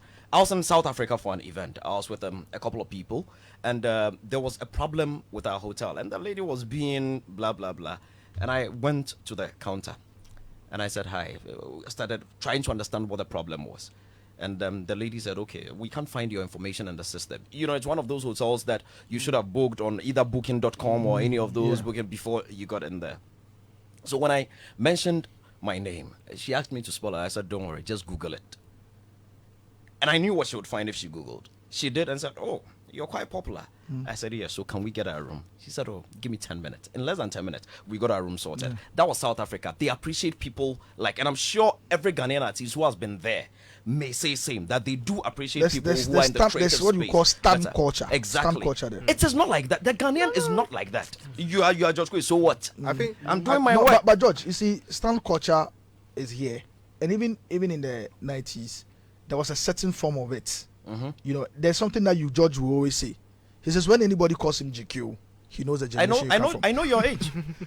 If when you say Abuaje, I know your age. Yeah, anybody calls him Abuaje. I know your age. Because the Abuaje had its own way. People had their own way of celebrating, or even if it means hey Abuaje bra, because of how you've been characterized and how they want to relate to you, it was there. Yeah. But today, the young people may not even call you. But they'll call you GQ. They don't know about it. If you're not an entitled person who understands that there are times and seasons, you'll be fine. You're like, oh yeah, it's normal. Somebody may take offense that she's not actually even recognizing me and calling me. But why should you take offense if someone is not recognizing you? I mean, people feel entitled. But why? People haven't still gotten over the whole idea of look. There's this thing that is always said in the industry. When they say talents come and go, it doesn't mean that talent die off or the music die off. The generations will happen. And I've always said this. Look, check it. At every point in time, the active big users will those whose work and activity with the music craze are on trend are between, now it's gone down 13 to 25. Exactly. 13 to 25. And do you know their generation heroes? Black Sherif, Last Med, Kiddy, Kwame Eugene, Kim Promise, Kwesiata. That's their generational heroes. These are the ones that if you list them and tell them that you're doing a show. Look, there was a particular Afro Nation 2019.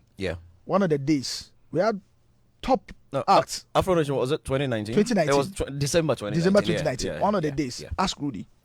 We tried to run for a lot of the people that were coming there who they wanted to see at the time. You'll be shocked.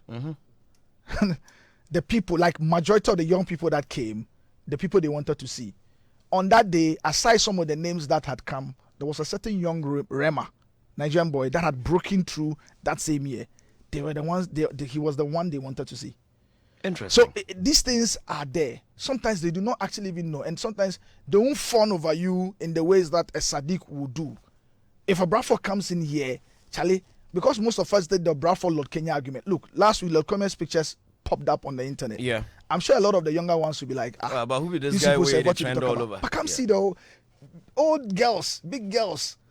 We're talking about, hey, come and see our crash. I'm sure their children will be like, their children who are probably 15 or 12 today will look at their mommies and like, hey, mommy, did you also have a crash? But Sadiq, you see, that right there, Uncle Ben, I'm coming to you in a bit. That right there is another problem. I recall when people started comparing Chris Brown to Michael Jackson. I don't know if anybody followed that conversation. And when Michael Jackson died, Chris Brown was 20 years old. You understand? Chris Brown was born in 89. Michael Jackson was born in 58. They even compared Drake to Michael Jackson. They were, and you know what, Chris? in another jurisdiction, and if we're looking at it, and I think it comes back to maybe documenting stuff, because this was Chris Brown's response. I think he said, one sec, where did it go? I had it here a minute ago. I said I was going to share it. Okay. People in the labels will whip you into line. Yeah. He said, I said, but while Chris Brown is calling cap on the Michael Jackson comparison, for years the internet has tried to compare the talent of the two superstars, some even suggesting that Chris is better than the king of pop. But while some fans may argue otherwise, Chris is shutting down the comparisons. Chris is the one shutting it down. You know, he said that's cap. He immediately responded with Big Boy brought up the topic during an interview to promote his new album Breezy. And when asked how he deals with the conversations, he responded, I stay the hell out of it. I'ma keep it 100. I kind of back off it. He gave props to his idol for inspiring him and said this, which I think is very instrumental. He said, my personal take on this is I wouldn't even be breathing or even be able to sing a song if that man didn't exist. I don't know if they look at it as a Jordan Kobe thing, but if they look at it, but I couldn't even look at it. He is light years ahead. There's no competing with him. Chris revealed that he has shrines of this man hanging up in my house. He said he has shrines of Michael Jackson hanging up in his house. Hell, though, I know better than him. George, let me tell you something a bit before you go to Uncle Ken. Something that I noticed with Nigerians again. Yeah. In 2009, I was coordinating the Road to Mames at what do you call it? Citizen Coffee. I think it was one of the first events. Yeah. Yola had come in. Yeah. Wandiko, who was the breakthrough artist of Nigeria that year, Yeah. was performing. Yeah. I'm not sure he knew Yola and everything. Yeah. But because he was working with Sunday Array, Wizkid's manager, yeah, who had told him a lot more about Yola. Yeah. He stopped midway performing and came to prostrate before Yola. And that is not the only time. So they've got that culture. Yes. Yeah. So I'm saying that it's a culture thing. Yeah. They've got. It's a culture thing. I think in Nigeria, for instance, they have. Yeah. Where the elders of industry at a certain point in time will whip everybody in line. Yeah. So such that, for instance, when there was comparisons between Wizkid and Two Face Two Baba, yeah, Wizkid and Co were quick to shut it down. Exactly. So it happened the same way to Wizkid when there were comparisons between him and Fireboy. Fireboy was quick to shut it down because even the elders of industry were happy. But here, there was a young act that took on an old musician, wiped him out, red, blue, everything. Every elder kept quiet. So it is a problem that we have, actually. He disrespected Poto, radio, Facebook. You know, not too long ago. You know, Uncle Ken. It's a salad day. No violence salad day. Salad day. Let me go to Uncle Ben. Let us start looking for solutions. Uncle Ben, you started giving us some of the solutions. You spoke about institutions and stuff like that. I mean, so what are we looking for? Are we asking for, should we teach the upcoming, I mean, what can be done? Because what Sadiq just stated about a young act disrespecting an older act, it's a not. That's why I gave that Chris Brown, Michael Jackson example. There is no way any young high life kid should get up and say, I'm better than Ben Brown. How dare you? You know, so what can be done? Well, I haven't said that. I mean, let's face some realities. And if you go to Nigeria today and you talk to some of the musicians, you will see that they also have young musicians who disrespect the older ones. You see what I mean? Yeah. So it is more of a perception thing. It's not that I don't think that it is peculiar to Ghanaians as such.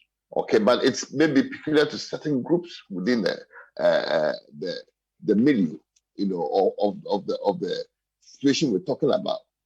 But having said that, like I said, I go back to institutions. Because institutions are what creates culture and you know, proper culture that people can follow. That's something that it is established as a practice that people know that this is how we do things. Obviously, culture changes. So I mean, there'll be attempts to improve things and all that. That is natural. But to have a proper culture is invaluable, and there's no substitute for that. You understand what I'm saying? I mean, there will always be egocentric people in music, because that is part of the nature of it, and they will slide people and they will hate people to slide them and all that. And it's even for me, it's more of an individual thing. Obviously, you don't expect that the people who have not been exposed to your music will recognize you and give you the same deference as those your peers who know you. So this thing about recognition and respect, for me, it's not the thing. The thing is that, when you have established your marker in the society should be able to have a system where your marker is recognizable, that people want to know can go there and know. We have to be able, like I said, we have to be able to have a hall of fame. It is a record. Anybody can go there or refer to their website and see the artists that have been before and what they've done. That kind of thing. So to leave it as a haphazard thing, that whatever goes, is not good enough. We need to have a proper establishment as to the base, the infrastructure that runs our music. And I'm not just talking about music, I'm talking about the whole creativity industry and the arts. And Uncle it has to be you've related mentioned some strongly very to our culture. important. You've mentioned some very important things like the Hall of Fame and all. Who should do these? This should be done by the music industry itself. And here we're talking about, but the music industry should be supported by the government, the society. You understand? Especially for a fledgling country like Ghana. I mean, Ghana should not be a fledgling country. We've been so-called independent for how many years? But, you know, in a country where there's no set establishment, it is up to governance to ensure that these things are established. Okay, to create that culture, you know? You see what I mean? You know, I get you totally. Where I don't know. It's something that should be part of us as a people, as a society, and that should be reflected in our governance. All right. You know. I think you make a very, very, very solid point. You can also be a part of our conversation. You can send your WhatsApp messages on 055-1111-997, or if you'd like to talk to us, it's on 0302-216-541. Uncle Ken, I'm coming to you. So we're looking for solutions. Uncle Ben has just mentioned that, well, certain things ought to be done, and one of them, chief, that he mentions is the establishment of a Hall of Fame. And he's thrown it, if I get him right, at the doorstep of Musica in collaboration with the government. What's your take? Yeah, I agree. I agree 100%. It should be done by the music fraternity, and then it can be supported by government. You know, or whoever wants to support. I don't think government will be the only entity that would want to support such a noble gesture. Yeah. Everybody else, private companies would want to come on board and support them. Yeah. But they need to put the house in order themselves. We always want somebody else to do the hard work for us. But this industry, as I've always maintained, Sadiq will tell you, it's private business driven. Yeah. That's what it is. Yeah. And so that is what should happen. The people in the industry themselves should take the lead. And then when you go seeking for support, I don't think it will be difficult to get.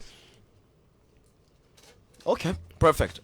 It looks like there's a lot that has to be done by your outfit. Oh, yeah, I mean, I was so happy, you know, hearing Ben talking about the Hall of Fame and other museum kind of things there. I mean, what we are saying, the Honorable Kohansa has started, he's done he's somewhere in the western region. Okay. And I'm yet to go there, but those who have visited that place, they say it's really nice. You go, you mention Onyina, then, you know, his music will pop up. This is something Ben and myself have been discussing for a long time. And as we speak, it's something Musica has started working on. In fact, we have so many things in place, you know. Apart from this, there are other things like Musica pensions and things that are in place. But let's talk about the Hall of Fame. It is very, very important we get it right. We have started. And I think we've got other interested parties who also want to come in. And to do this, we need a lot of support, not financial, but ideas, collaborations, and also the people who are going to put this down. Yeah. And then the proposals, necessary proposals will go out. But I mean, it has commanded a lot of interest from people, you know, to know. But I mean, having said that, I also want to add that it shouldn't come from the younger musicians alone. You know, we should all work together. The older musicians will also have to go to the younger ones. I remember the first time I met Reggie Rockstone. That was in somewhere in Hackney in the UK. East London. You remember that place? They were having a Ghana do. And so we went to this do. And they were having their sound check. Yeah. But I have been very interested in Retro Stone for what he was doing with the Kefrin Pond songs and things like that. It was very, very, interesting and exciting and different. And I've never thought of that idea. So I wanted to meet this person. I remember what he was when he was wearing. That's right. Yeah. He was wearing white. Yeah. So I waited for the right time. I went to him and greeted him and told him I really appreciate what he was doing. And ever since, we've been friends. When I came back to Ghana from the UK, first people I met were Tic Tac and Co. They came to my studio with their producer then to record for the three guys. What are they called? The three rappers. The one who were VIP. Yeah. And, to do a collaboration with Afromosis. Yeah. And I was just mesmerized, just watching them, go to the studio, and I remember the power in their voice. I have to bring all the levels down. To get them not distorting.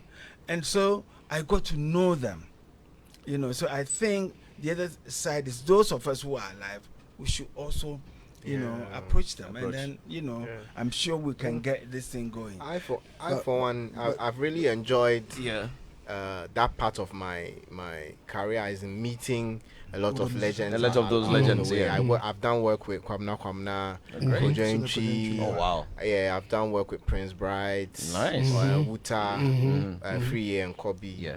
And stuff. So every time when I meet them, it's questions, answers, and the vibe is always we go back, and then I always see that we get back into that feeling where it's like when they were in the studio back in the day, because we start having stories like that, and then they start doing their studio sessions like that and stuff, and then it brings out a whole lot of vibe and stuff.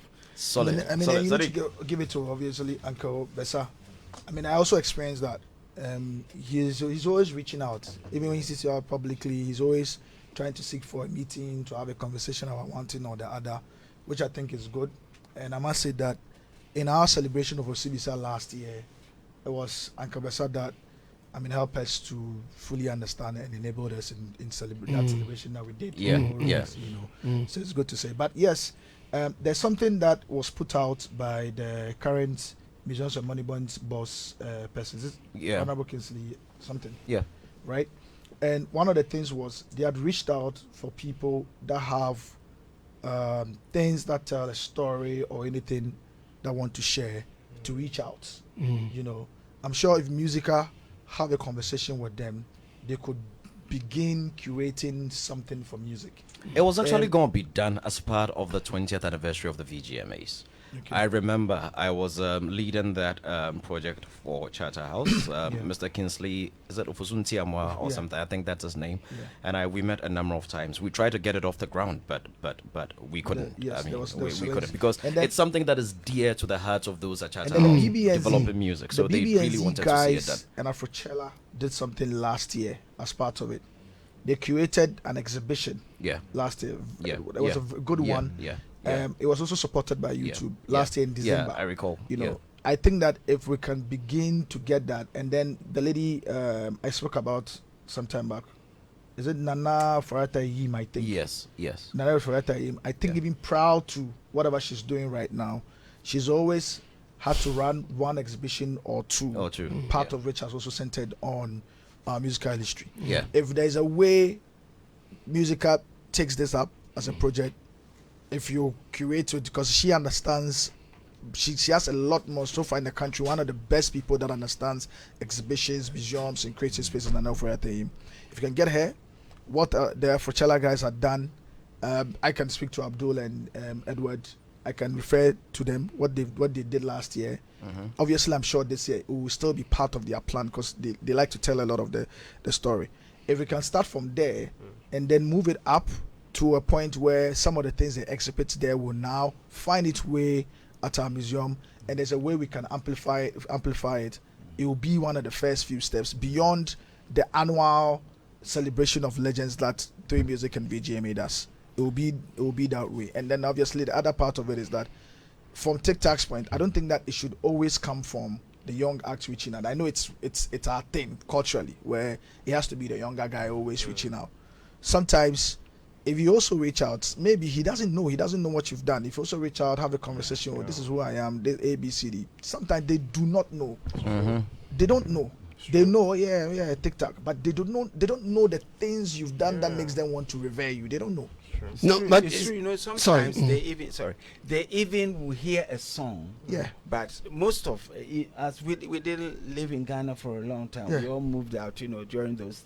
So they know the song and they've heard the name, so they see you now. They can connect. Yes. Yeah. So I think it's very important. So but I want to know where music with Bessa here. Where do you think would be the best place to have a music museum? No, I think that from my point of view, it would be best to have a music museum in the edifice where Musica is. Other than to have, but Uncle Ken, Musica doesn't have an office. Exactly, that's the point I'm coming to. And the place that they are going to get an office would not be suitable for a music museum. Yes, but you see, George, the old office had some pictures and George, to have a music museum elsewhere, other than at the edifice that houses, I understand. Do you get the point I'm trying to make? Other than going to a studio. But it's like having a Hall of Fame in the musical office. Yeah. You should have a Hall of Fame in a musical office. Okay, so other than elsewhere. Takes the lead in telling the story. Exactly, because that's where updating and all that would be easy to do. Other than for it to be centered elsewhere. That's for me. That's my feeling. So then you I'm advising that all right. Musica, if they want to do that, should make sure they get themselves a permanent place where they can then expand to do all these things. Okay, solid, gentlemen. Let me do some of your messages that have come in so far.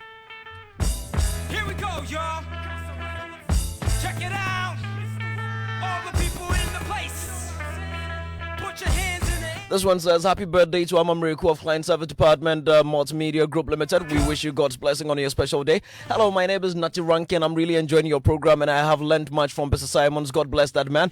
A letter to Uncle Bessa. Please take your time and read. Abuaji, I've been waiting for this moment because it means a lot to me. My one and only Uncle Bessa, words alone not enough to express how grateful and how much you appreciate it. Initially, musical is what comes to mind when your name is mentioned till the library started airing. I couldn't believe my ears. The revelation, your works and production shocked me totally. I can't explain how I feel about you anymore because it's a mixture of many, many, many emotions. I hold you in high esteem, sir. You're a great legend. My name is Nana Kwesi and would like to visit just to say thank you. If you're firm, because I feel this is not even enough. I am even tearing. Good evening, champ. Oh, man, that's so sweet. Maybe the word is appreciated.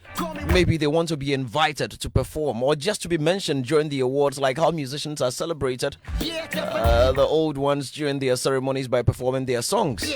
We don't document as a people, so we never really know and appreciate our history. So this is just a symptom of that. Hi, GQ. Is it possible to put together a hip life documentary? Reg Rockstone already has one, so that the younger generation can pick up the history. Following your discussion, I'm really reminiscing. Oh, Reggie already has a hip life documentary. He's got to release it one of these days. I hear he's been struggling to get a TV station to show it. Sadiq, Reggie Rockstone has a hip life documentary, and no TV station wants to show it. So I got notified about it yesterday. I'll reach out to Reggie. You would want to. Okay, we'll see what we can do on that score. Okay, then this one says the Party Riders G Life Nananom Kiteke. Damn, brings back a lot of memories. Regards, that's from Papa Stoffens. A whole Ejaku Nimu won an award at VGMA or so.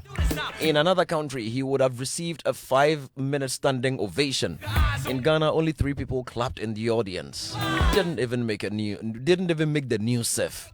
Yo, inside airport. Yeah, plus I got the facts to back the superstition. Beast the mystical fear and whatever the mission. Forget the World Cup, check out your conditions.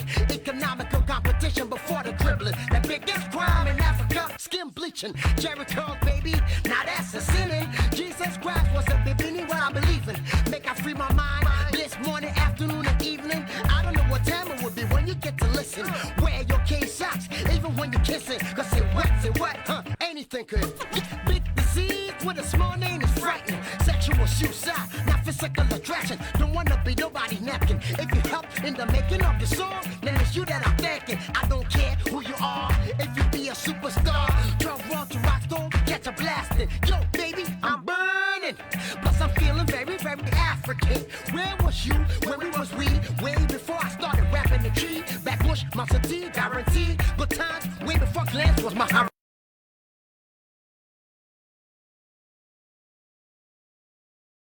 And everything.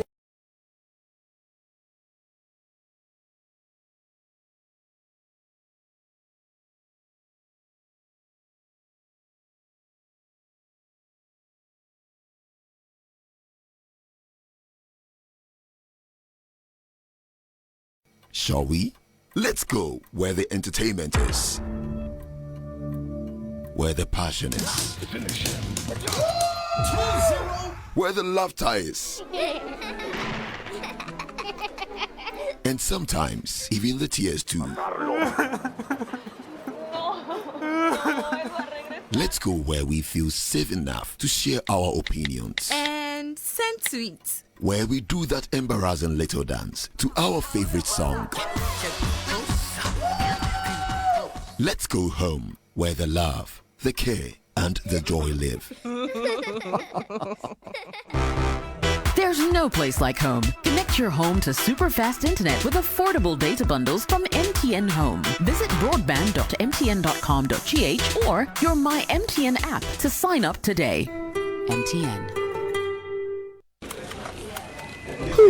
Okay, if I leave work now, I can beat traffic, get takeaways for dinner with the girls, and be on time to pick up Sam and his mom from the hospital. Ish! I must move that money into my savings account as well, pay my old school union dues, and my DSTV subscription.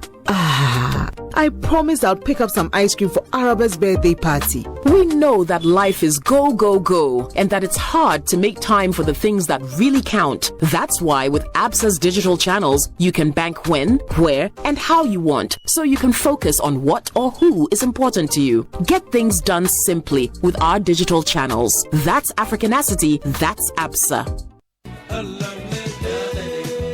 Joy 99.7 FM. How about getting your day defined with us here on the Super Morning Show as we serve you the most authentic breakfast on radio? My name is Kojo Youngson. Join Mama Biousu Abuaji, Winston Amwa, and I on the Super Morning Show every weekday from 5:50 until 10 a.m. I'm Dory Nando, your joy bringer. I take over from the morning show team from 10 a.m. till midday every weekday, serving you the best cocktails ever on the Cosmopolitan Mix. I simply keep you company whilst you work. And I come in right after the business news at 1 p.m. to keep you ignited with all those soothing and incredible tunes. From 1 p.m. through to 3 p.m. with me, Sammy Forson, on Ignition, ahead of drive time, where Lexus Bill takes you on a smooth drive. You bet, Sammy Forson. They know they are always in safe hands on drive time on Joy. Where my passengers at. You know how we do it. Super jams, great combos, and many more. I am Lexus Bill. Hey, Kofi, are you ready for the overdrive? Oh, yes, Lexus. I am ever ready to overdrive our listeners with joy. Between 8 p.m. and 10 p.m. every Monday to Wednesday, I know just how to keep you company while you push through the final hours of traffic before getting home safely. Enjoy your bedtime with George Quay on the Late Night Express. Thank you, Kofi. The Late Night Express is a journey of inexplicable musical ecstasy as I serve and pamper you with all those love-soothing tunes till you fall asleep like a baby. My name is George Quay. The Late Night Express, Mondays to Wednesdays, 10 p.m. till midnight. Your bedtime companion. I love you. Yes, we love you and thank you for choosing us. Joy 99.7 FM, radio for discerning listeners. We are Joy. This is Kofi Hayford of Joy FM. I have very exciting news to share with you. So, I will be on a Dance Travels 9th Wonder Taste of Europe tour. Did you hear that? Oh yeah, it's an exciting 9-day vacation to 5 beautiful cities across Europe. We will live up to the luxurious lifestyle in Zurich, visit the historical landmarks in Milan, then to the bustling museums in Paris, jet to the beautiful canals in Amsterdam, and feel a strong dose of culture in Hamburg. Plus, you get to see Kwame, Eugene, and Kitty perform live in Europe. It's gonna be loads of fun from the 21st to the 30th of September 2022. So get packing already. But here is what is even more exciting. I am giving 100 euros to the first 5 people to book a seat and make payments with the code Fly with Kofi Hayford. So hurry, book your spot now at a discounted price of 23,990 Ghana cedis for single and 47,500 Ghana cedis for couples. Visit at dancetravels.com or simply call 0552 648 267. It's the Taste of Europe tour with me, Kofi Hayford. Let's go! For so long. If we change the way we look at things, the things we look at change. Winning strategies, nuggets of wisdom, unforgettable stories, all in one inspirational hour. Springboard your virtual university with Albert and Comfort Okran and guests. Planning is bringing the future into the present. A job is for the salaries, mundane, survival oriented, and there's no passion. But a career has fulfillment, innovation, drive. A growth path is clear, and you can build step by step all the way to the top. Matriculate at 7 p.m. and graduate at 8 p.m. every Sunday on Joy 99.7 FM and live on Facebook. Springboard is brought to you by Legacy and Legacy and Joy 99.7 FM and proudly sponsored by MTN, Enterprise Group, UMB Bank with support from the graphic business. Here's where we turn around.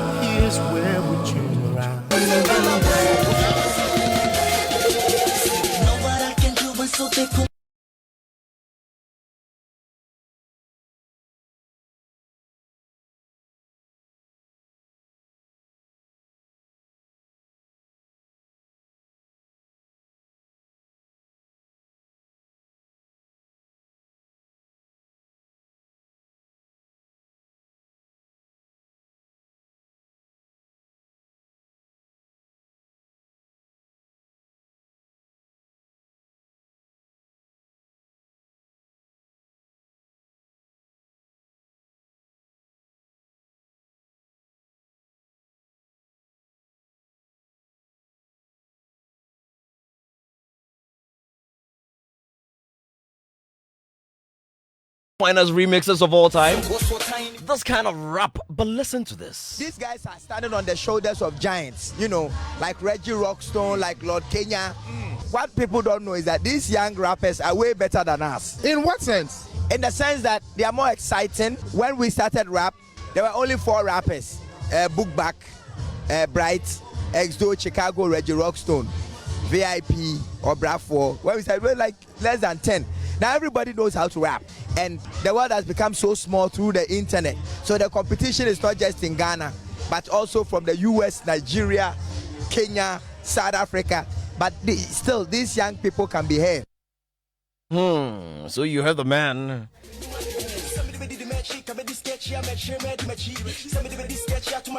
So I'm picking a story from myjohnline.com. Is Uncle Ben still on Zoom with us? Great. This one says a musician Ochame Kwame has acknowledged the prowess of current Ghanaian rappers, saying they are much better than those of his era. Speaking of Joy FM's Ibrahim Ben Bako, Ochame Kwame said rappers of today are forced to be more creative, exciting, and entertaining because of the competition they face. Said, and I quote, when we started rap, there were just a few rappers, Bride of Bookback, Exdo, Chicago, Rockstone, VIP or Bravo. We're just a few.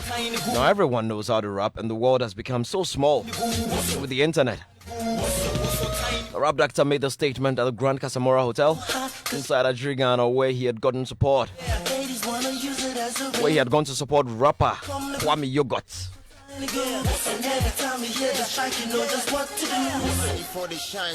Okay, so let me come into the studio. Let us start from here. Uncle Ken, you heard your man. But you're talking rap and you are starting from me. But you used to rap. But you used to rap. They said that it was jazz or smooch dance. No. Sadiq has not asked me to. Uncle Ken was a rapper. Once upon a time, a rapper. Can you do rap or did you? I never rapped. Oh, you never. George. Yeah. Sadiq, let me.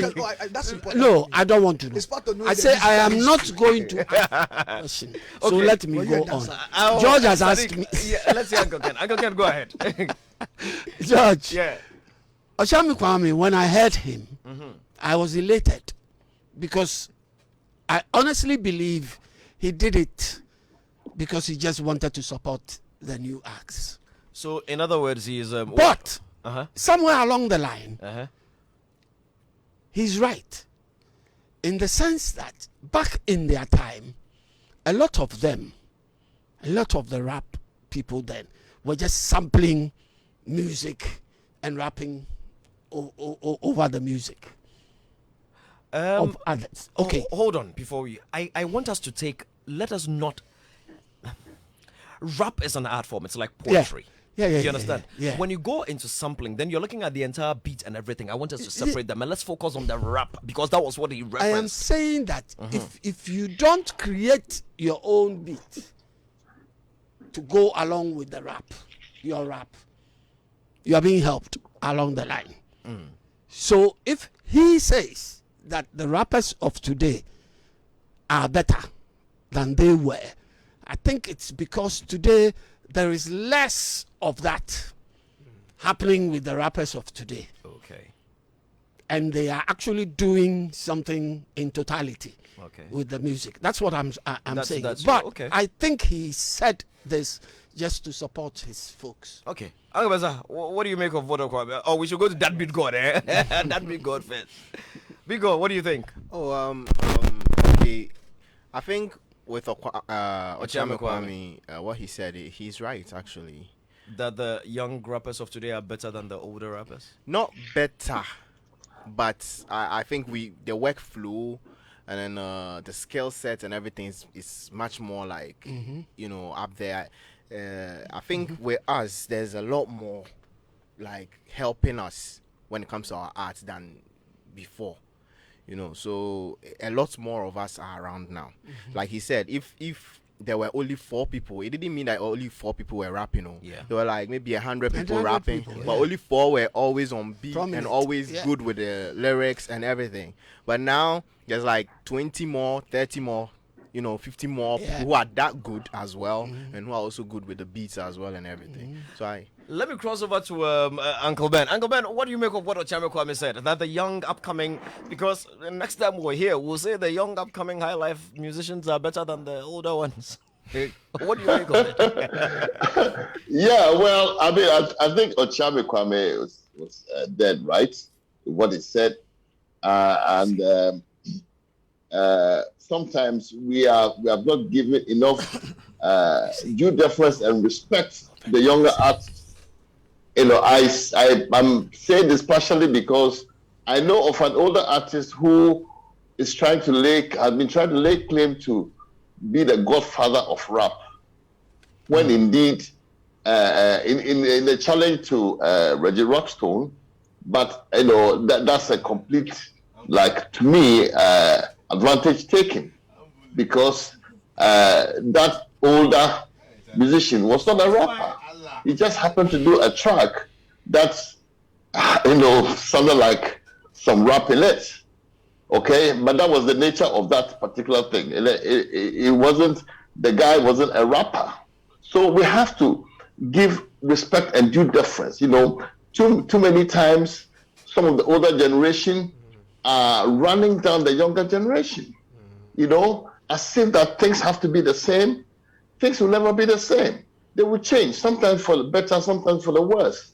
Okay? But in each generation, in my generation, you remember some of the artists that today you call legends, but there were so many artists who had released so many tracks that nobody remembers today, even in my time.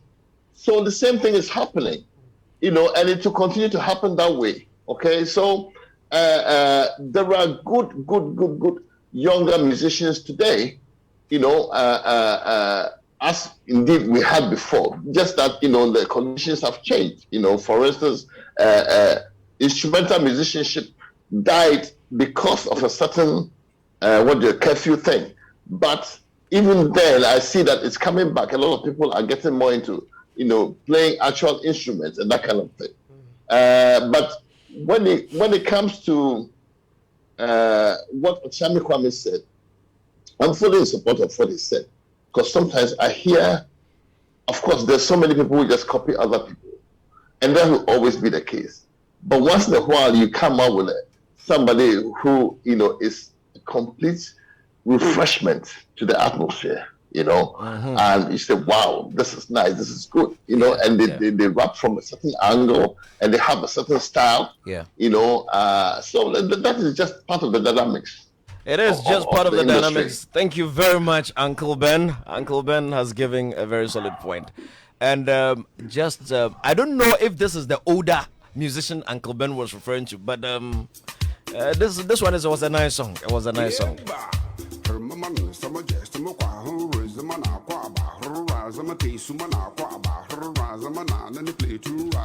But I don't think. Uncle Ben, what you are saying? What are you saying, Uncle Ben? I said that it was a massive hit. Yeah. It's a good hit. Yeah. But I'm not talking about the song itself. It's not. I'm talking about the claims that are being made on account of the song. Exactly. Okay. Exactly. Yeah. One bird doesn't make like they say, one swallow doesn't make a summer or whatever they say. Very true. Very so true. So that's just. I just wanted to.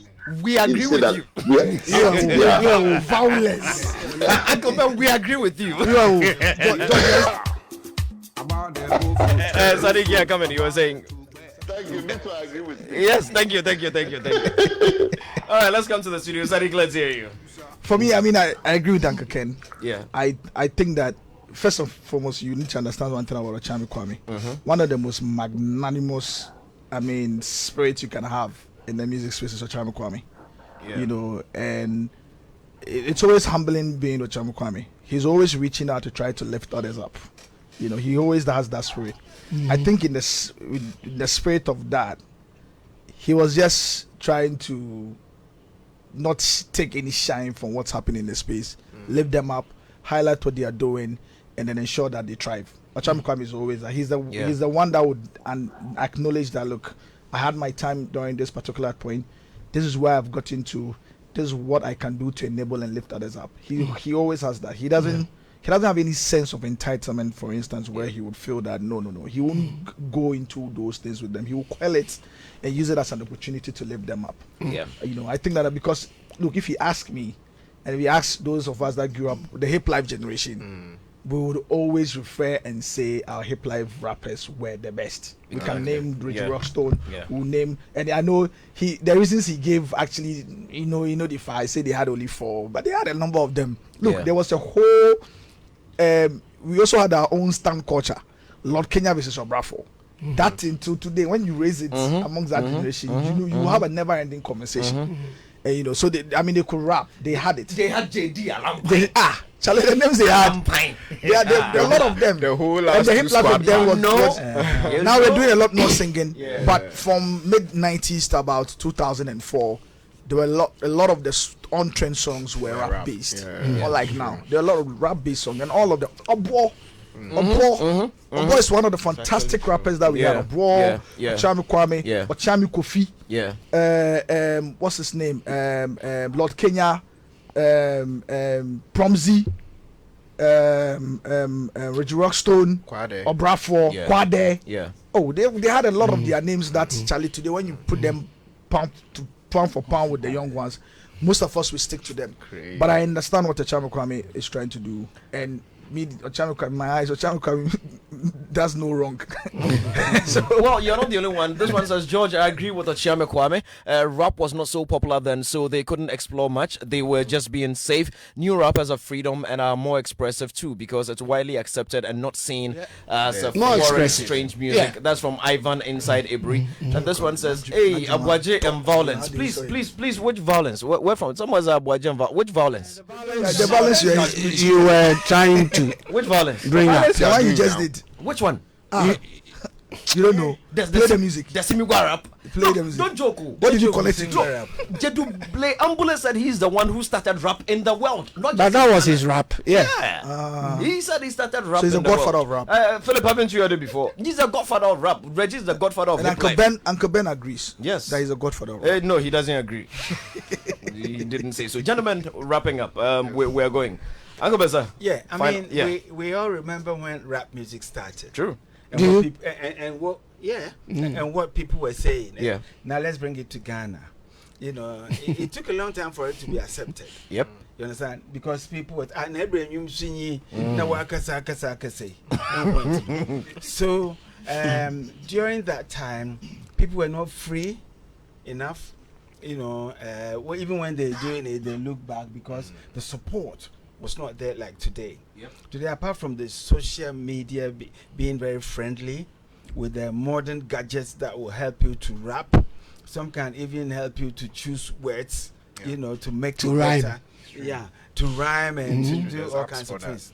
So, of course, it will sound better than, you know, the olden days. True. I really admire Ochai Kwame because he's done so many things. I mean, call it rap high life, rap this, rap that. My favorite track from Ochai is Uswatanugu. In fact, the second school of thoughts for categorizing hip life is that there's what we call the Achame Makokreku Mante school of thoughts. That's right. With the rap and there was a religious school of thoughts in terms of what hip life is, and then there's Achame Makokreku Mante school of thoughts. That's right.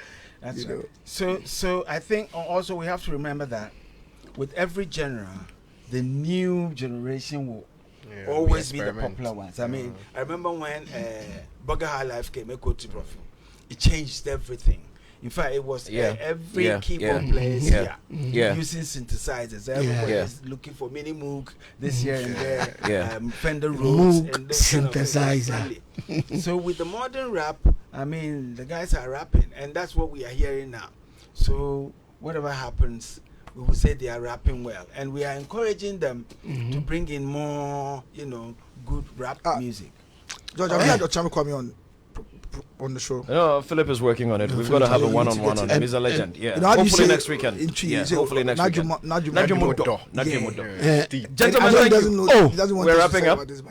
We're wrapping up. Gentlemen, thank you very much. Uncle Ben, thank you very much. Uncle Ben, when are you back in Ghana? Oh, thank you too. When are you back in Ghana? Sorry.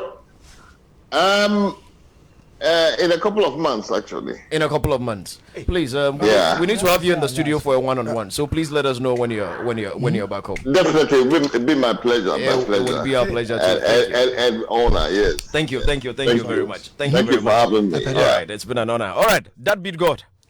Yes. We're going round so that we're all going to have a last one. So let's start from that beat God. What am I supposed to say? Okay, you know, today is Salah, so lots of love and light to the world. Yeah, man. You know, and let's be safe out there. Lately, the world is some kind of way. When I was coming, I saw this accident right in front of me. Crazy. Where? Someone jumped out of a bus. Huh? Yeah, the bus was going to crash, like the trotro. Okay. So the man jumped out of the bus, bro. It was crazy. I was just in the car, like where? Around like what do you call that? Like Achimota overhead thereabouts. Yeah, it's crazy. Thank God you're fine. Yeah, thank God so you're let's fine. be safe. Let's be safe out there. It's important. Uncle Beza. Yeah, let me say happy Barakah de Salah to all my Muslim brothers and sisters. Yeah, man. And to my younger brother here, your son, in fact. He's always giving me good ideas. Yeah, man. Also, let me say happy Barakah Salah, special one to all musicians in Ghana. Yeah. And today I am encouraging you to join Musica. Don't wait till you need help. Yeah. There are 3 things that I'm going to tell you that means you should join Musica. And one is if you join Musica now, you have a pension. Yeah. Which means when you are 60 years, you have something to look up to.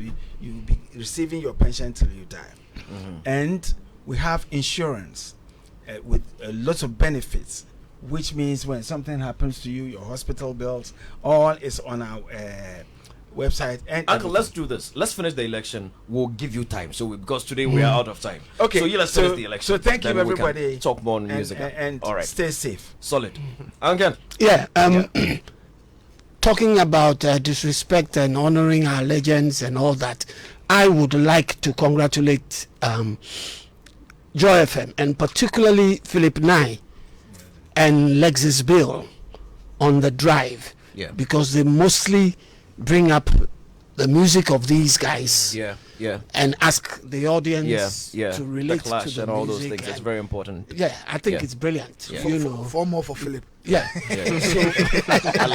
Allah. And they should keep it up. Yeah, you know. yeah. Alaji, we are going. Well, for me, I mean, Barka Salah to all my people in Abeka, Fadama, Tesano, Nyamiche La Paz. Oh, yes, Barka Salah to I'm going Fadama, Abeka, and Nyamiche, and you know, and Tesano. No, I could do fellow Fadamas. Fellow Kaikus and Centralians. I'm in charge of his campaign. Hey, we finished. Finish with that. Gentlemen, thank you very mutt. God richly bless you. Barakada Salah to all our listeners out there. You guys make us number one. God richly bless you. Uncle Ben, thank you very much. Uncle Ken, thank you. That beat God continue to bless you. Do what you do. Sadiq, thank you. And Uncle Ben Brako, we're grateful. Uncle Bessa, yeah, that's I. Thank you too. I, as a grateful. And that would be our show for today.